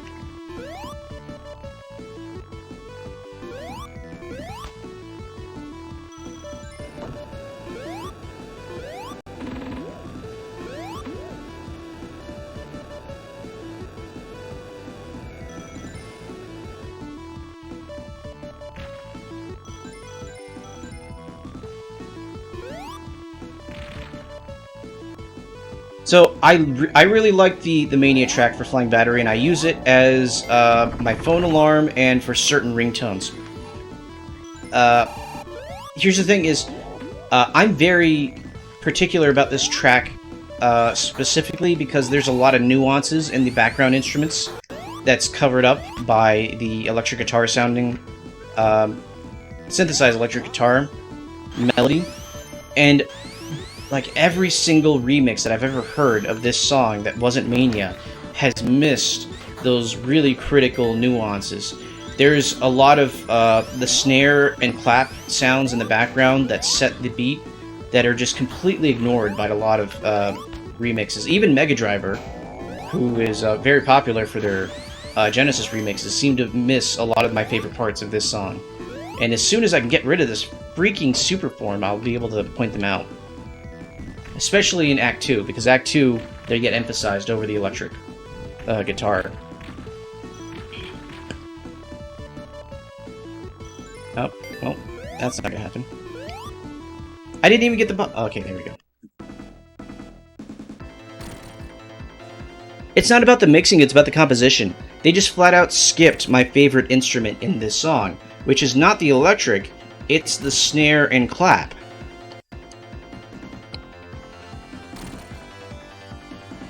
But also, here's the thing, all good heavy metal bands, when they start out, sound like they're being recorded in a shoebox. That's just the entire metal scene. They're being like recording themselves on a cassette tape, with no amps or something. And that's how all the first albums of a metal band are going to sound like that. Go look up Amon Amarth, how they are today, and then go look up their first release. And they sound absolutely terrible in terms of sound quality. And you're just there for the actual metal part of the music.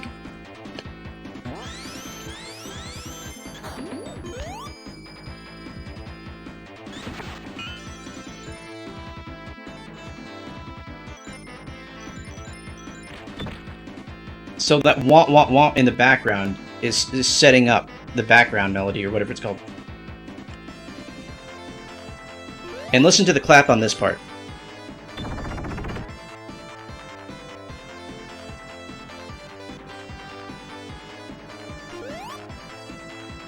So the clap is like the most critical part of this song, and if you look up any remix of Flying Battery on the on YouTube, they just nail the melody, this part, just by hitting the guitar really hard and just improvising on the drums and bass and everything else. But they always miss that background clap, which is kind of like a very Michael Jackson-y poppy sound that is required to keep the song on tone and on pitch, or not on pitch, but on rhythm and on tone. This part.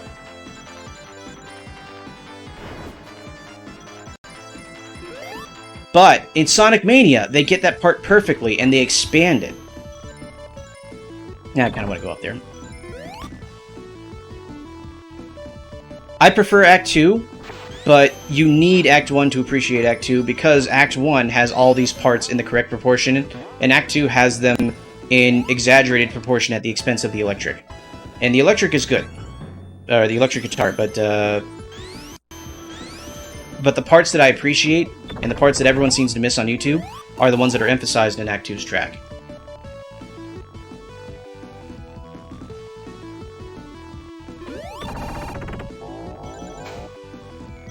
Oh my goodness.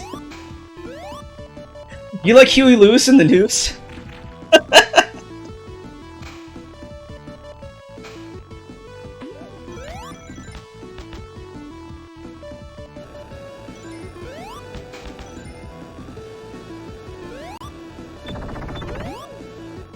I'm tempted to kill myself right here just so we can get back to the track. The next checkpoint we hit, I'm gonna do that.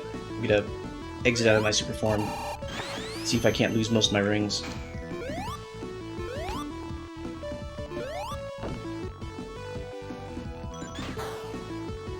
Nah, crap.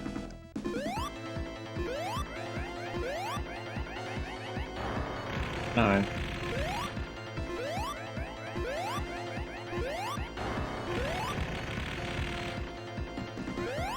You see, in my day, we had to purchase memory cards separately from the console.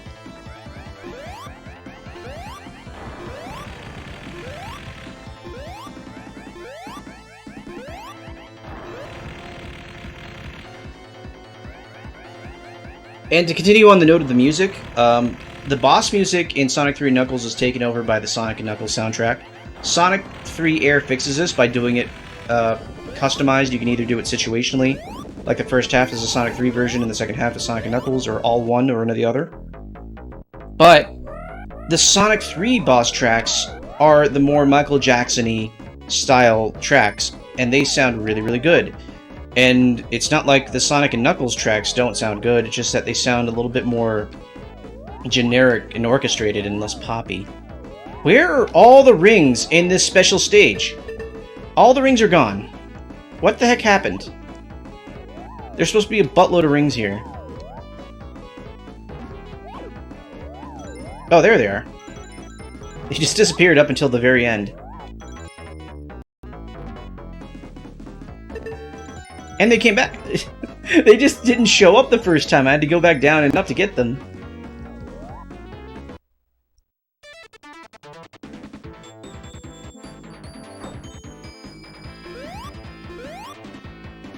So Sonic Knuckles definitely has some very strong level tracks, but I feel like the pop sounds for the mini-bosses and Eggman's theme for the Sonic 3 section was better. But it's really arbitrary, because it's not like one's that much better than the other. They're both good.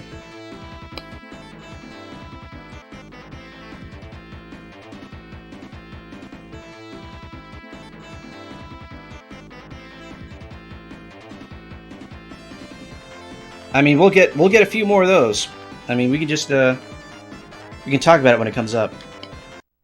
I mean, to me, this Eggman... First off, this is a bug.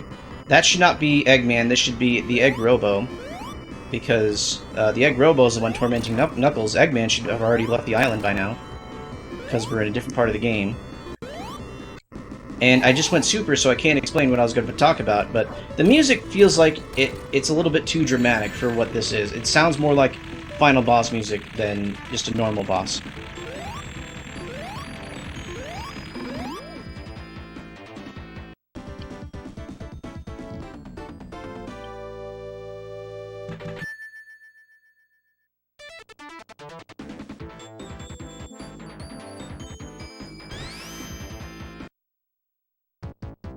Eggman hatches? What?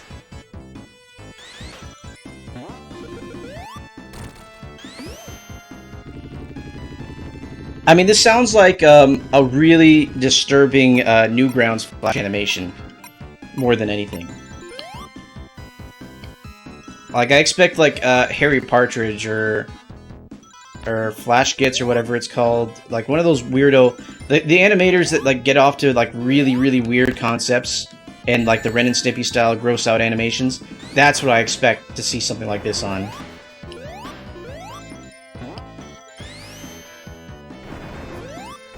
I feel like I haven't really emphasized this enough, but the whole point of the Knuckles track in Sonic and Knuckles is to showcase that Knuckles has a mastery of the island that Sonic and Tails do not, because he gets all the secret passages.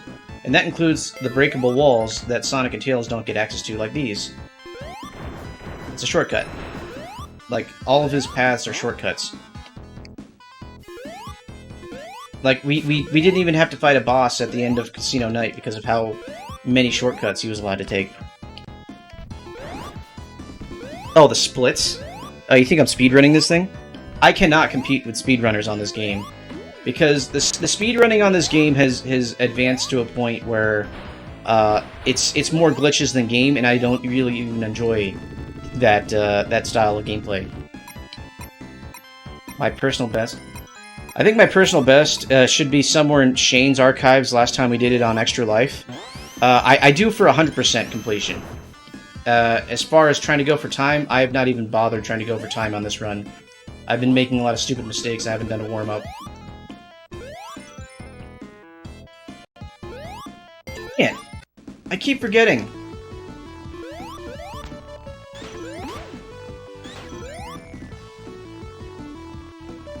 Why am I going... Okay, well, whatever.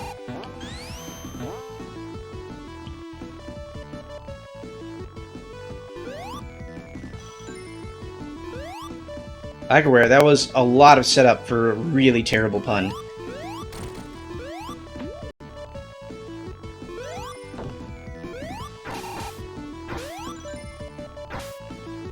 Although, to be honest, I am legit excited for the Sonic 2 movie, just to see... Because they have already announced they're going to make a Knuckles miniseries, as if, like, Ken Penders has risen from the grave to ruin Sonic again. And also, they already greenlit the third movie, because they know that everyone's going to go see the second one. And I guess Jim Carrey is saving the Sonic the Hedgehog franchise.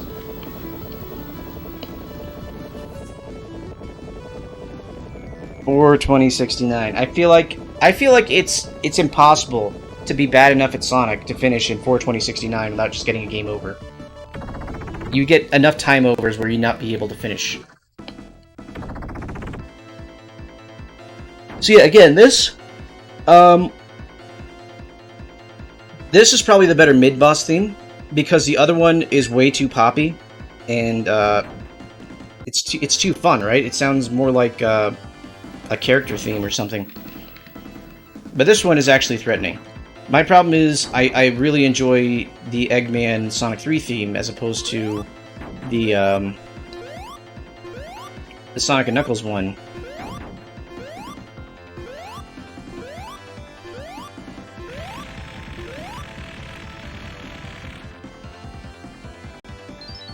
I mean, Jim Carrey, he's not the Robotnik I'd imagined, but he makes a fun version of him. And to be honest, like, Robotnik has been treated like such a joke for the past decade or so that they might as well have just made it a comedian actor to do it. Because it's still going to be a kid's movie, basically. Okay. More really, really obvious Sonic lore if you've been paying attention to the game. When Sonic came through here, he released a capsule full of ghosts, because that's just how the Echidna ancient civilization stored their ghosts. And because he released said ghosts, they're still released by the time I get here, which is after Sonic has done his stuff. So now I have to deal with them. Continuity. This game was doing world building without any dialogue in a way that was interesting to someone who is just playing a freaking platformer. And compared to every other platformer out there, this is like a quantum leap in world building and storytelling, because none of the other platformers were ever doing any storytelling. It was, okay, Mario, here you defeated this one Koopaling, or this one Bowser Jr. Here's how you destroy the castle, move on, and eventually you get to Bowser. And there's absolutely nothing going on indicating a raising of stakes or anything like that. Oh, seriously? I honestly hate this level. Well, I don't hate it, but it's the one I least like playing.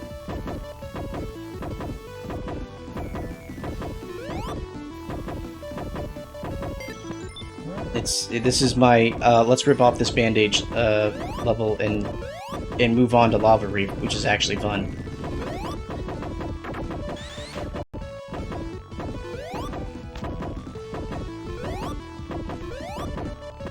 Yeah, it's the same problem with Marble Zone or Labyrinth, or even freaking Mystic Cave. Mystic Cave isn't a bad level, but it is such a momentum killer that it kind of like splits up a Sonic 2 run between the first half and the second half in terms of how you play it. Oh! Hey! Oh, yeah, I forgot. I completed Ristar at some point, and I forgot to record it. But, yeah, we should totally do a Ristar run. But no, I beat the game, so it's doable. It's certainly difficult once you get to the end, and you have to, like, memorize a pattern after a certain point. So it really helps if you come in with a lot of lives. But it is doable. And you just basically spam the grab at certain points and you win. But I think the stopping point you're probably thinking of is Mars, or not Mars, but like the fire level. Because it gets a little bit cheap. But Ristar has a fantastic soundtrack, so it'll be fun to do that. Maybe we'll stream that when you're here. Oh, just the memory puzzle, that's what gets you? Ah, no.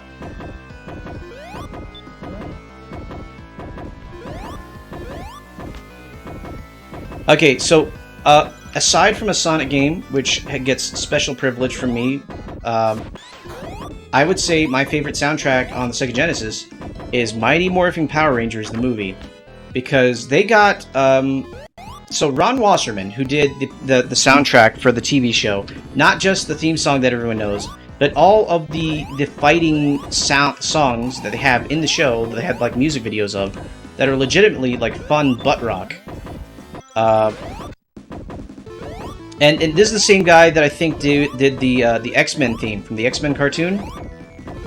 I mean, you know the one, because you'll look it up, and it's the one that's like super hard heavy metal stuff. So he did a whole soundtrack for or not even 3 seasons, I think all the way up through like In Space and Galaxy. So like 7 seasons of Power Rangers.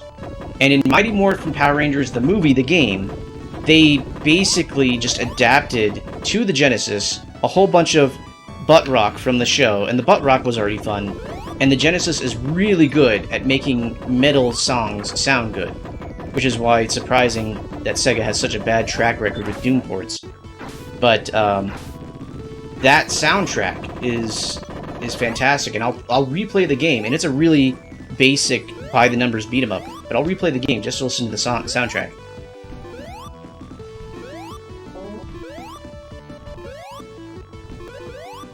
So wait, which okay, I'm catching up to chat. Which voice samples are you guys talking about? Is this Ristar or something else?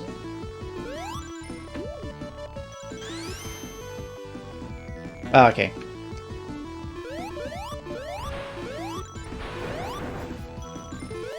About to lose my super form.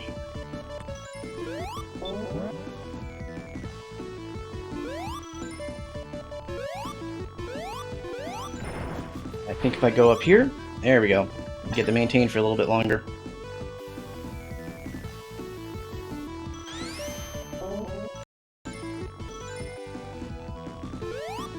Oh, okay.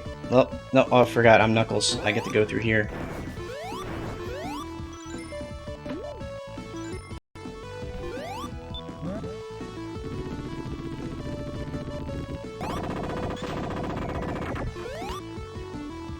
Oh, crap. This is a puzzle.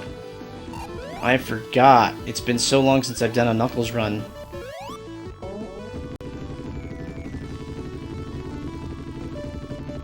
Yeah, because even from the very first game, the terrain has texture to it, like physical texture.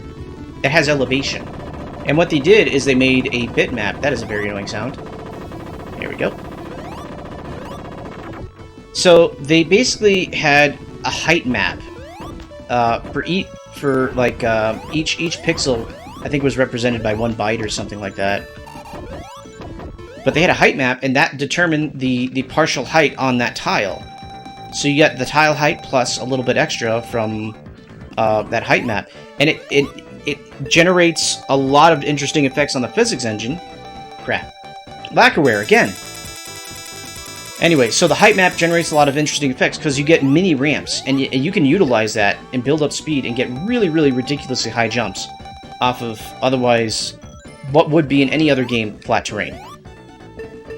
And they continue that through here. So like there's repeated segments, yes, but they got texture on them that when you put them all together allows them to do a lot of interesting traversals if you know what you're doing. And I still haven't mastered the game enough to be able to, like, arbitrarily jump stupid high off of a mini-ramp. But you can do a lot of that in Sonic, especially in Green Hill. Sonic 1.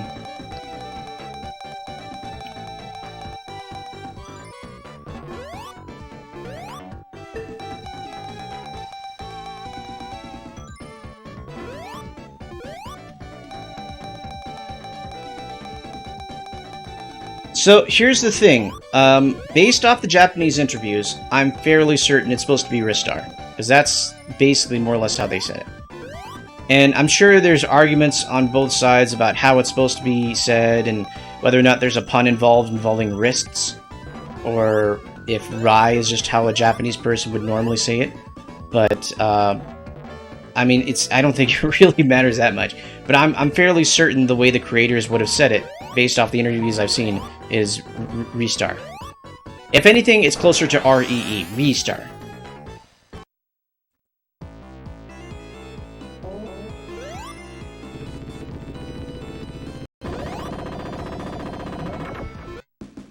Come on.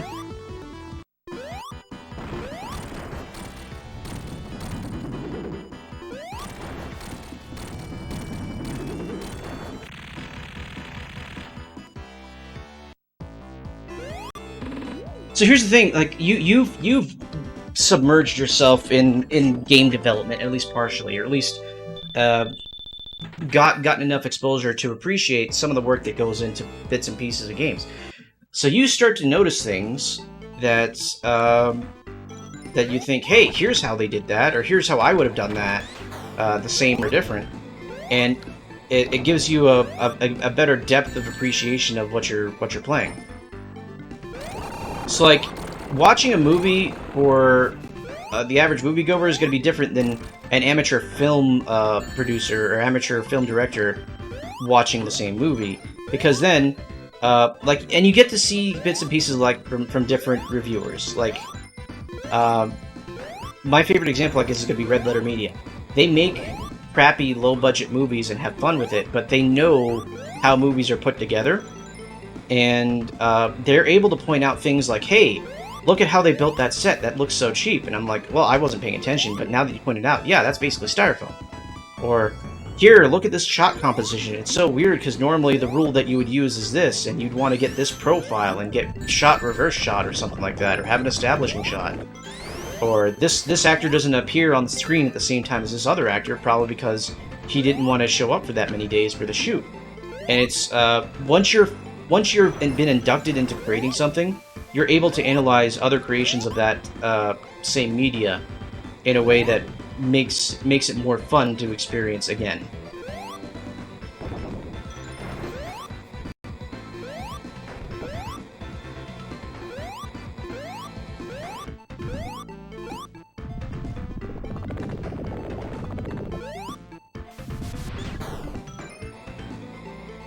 Oh my goodness.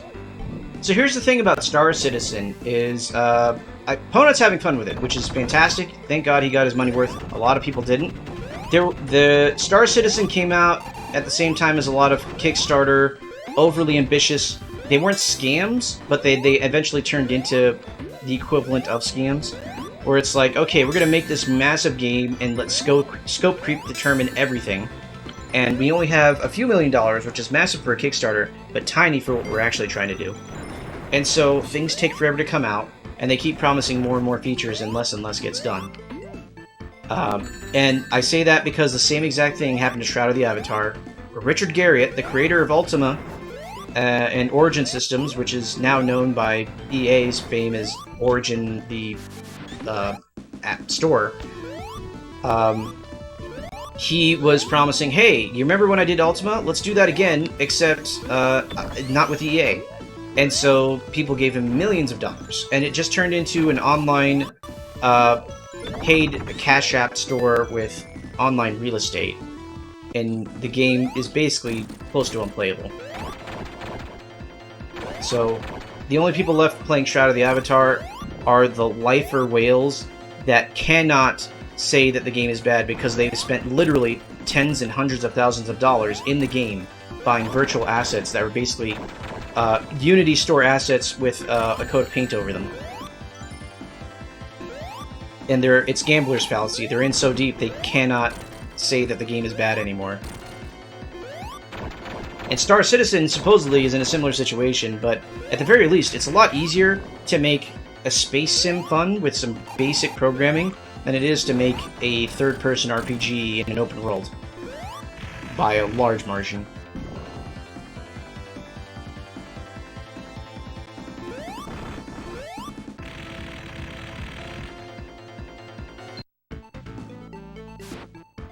Yeah, so Richard Garriott is Lord British himself, yes.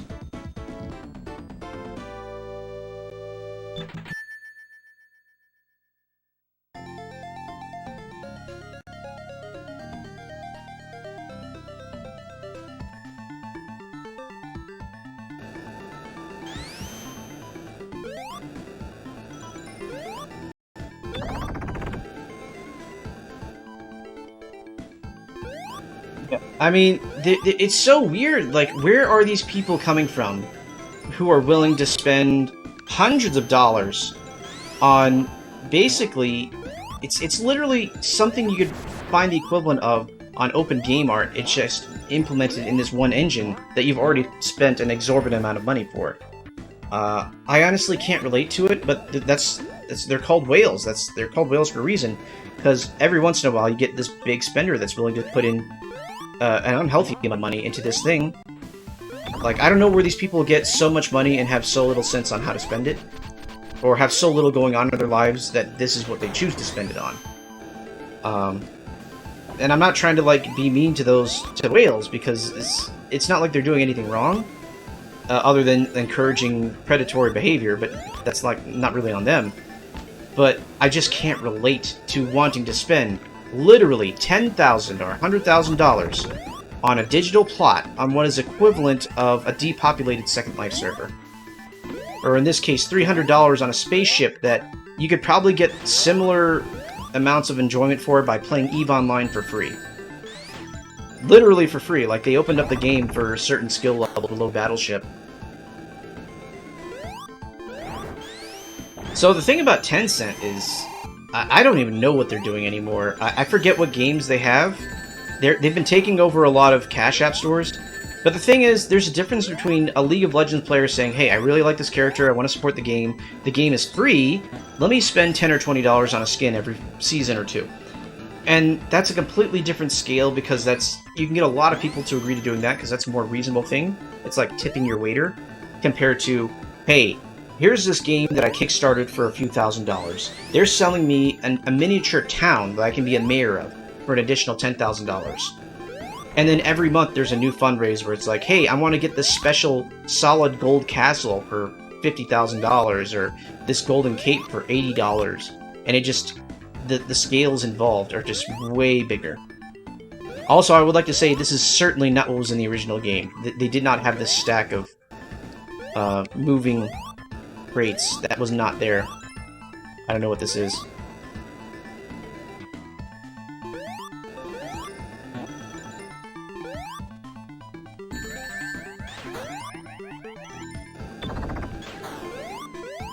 Okay, finally, we can go to the Hidden Palace.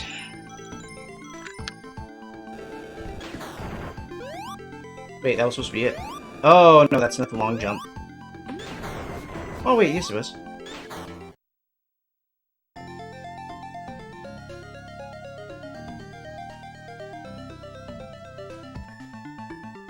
So can you name an example for Tencent? Because I honestly forgot what they make. I thought it was League of Legends. I don't remember if it's something else. What's really bad is the freaking gacha games. Literally, it's like the prototype for NFTs, where you're buying pictures of essentially girl characters in various states of undress. It's like 90% of gacha games. And you're buying them for... You're not even buying them, you're buying a chance to win them. It's gambling. And it's ridiculous how much of the Android game environment, or the mobile game environment, is just nothing but gachas and really, really crappy ad scams, where they make like a weekend Unity project and just make it so that every 10 seconds you get hit with an ad, so you can't even play the game without paying a fee to unlock the ad-free experience.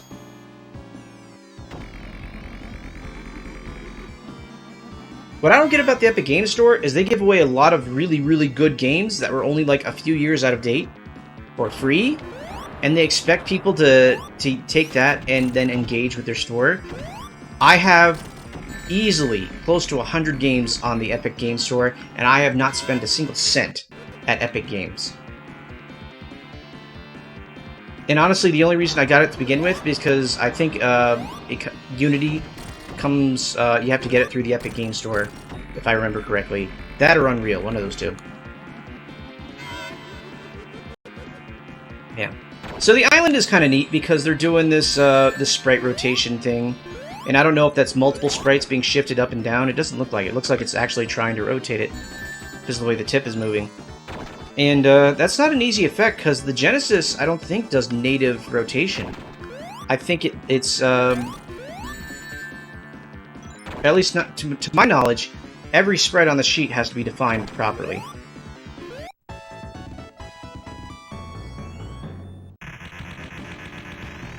Okay, tile scroll. Alright.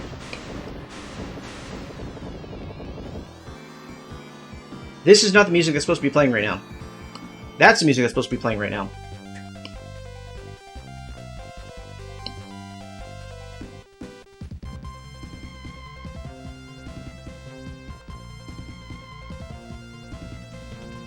Okay.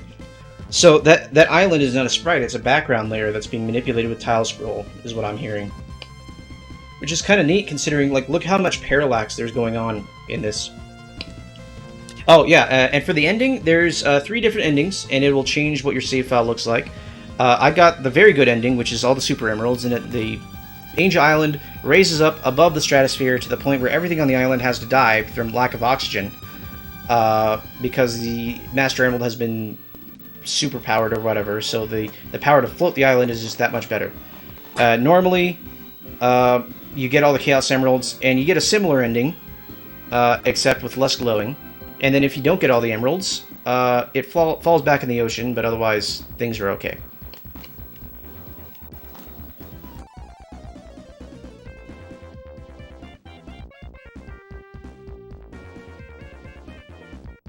I mean, that was Sonic and Knuckles. We got a handful of people on stream. I don't know if we want to play around a little bit more, or call it a night or something. I don't know.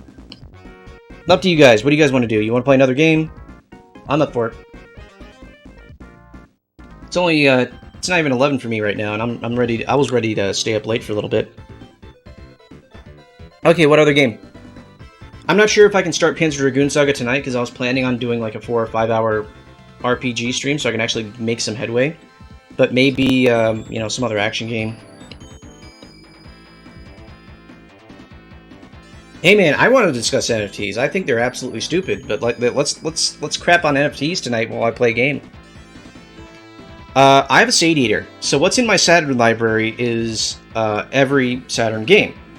And any homebrew game, because I also host the competition, so I have all the images ready. Oh yeah, let's totally play Dark Legacy. But let's, I don't know if you want to play it on the Genesis, or play it on something else.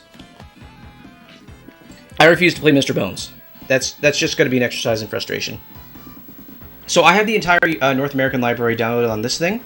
I have all the 27th anniversaries downloaded on my second card. And I have my archive ready to go, so it'll take me all of like a couple seconds to download whatever additional Saturn game you guys request. So pick what you want. Don't worry about what I have loaded. I have an archival Unraid server that has everything in the Saturn unpacked and ready to go. Taramaru. What is that? Is that Japanese? Sounds Japanese. Let me go get some extra water and you guys discuss among yourselves what the next game is. Alien Soldier. I don't know what Alien Soldier is.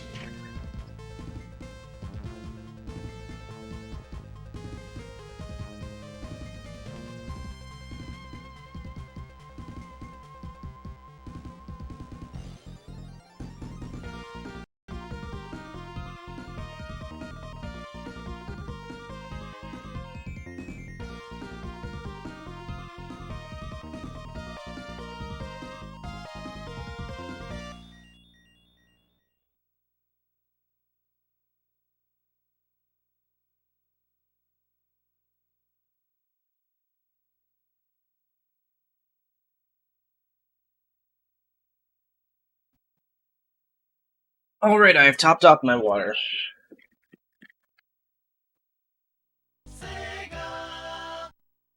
Penultimate? What are you guys on about? The penultimate game. Second. I think he meant yeah, no, penultimate usually doesn't mean just second to last in some sort of order, so I guess. Okay, so now that I've cleared the game, my save file shows all my continues and my lives. The icon is the same for everyone who gets all the Super Emeralds. Had I only gotten the Chaos Emeralds or not gotten all the Emeralds, I would have gotten one of 2 different icons. Either Super Knuckles or Normal Knuckles. Same with all the other characters. But I can go back and play whatever zone I want. But let's go ahead and pick another game, and let's scroll through the Sadiator library.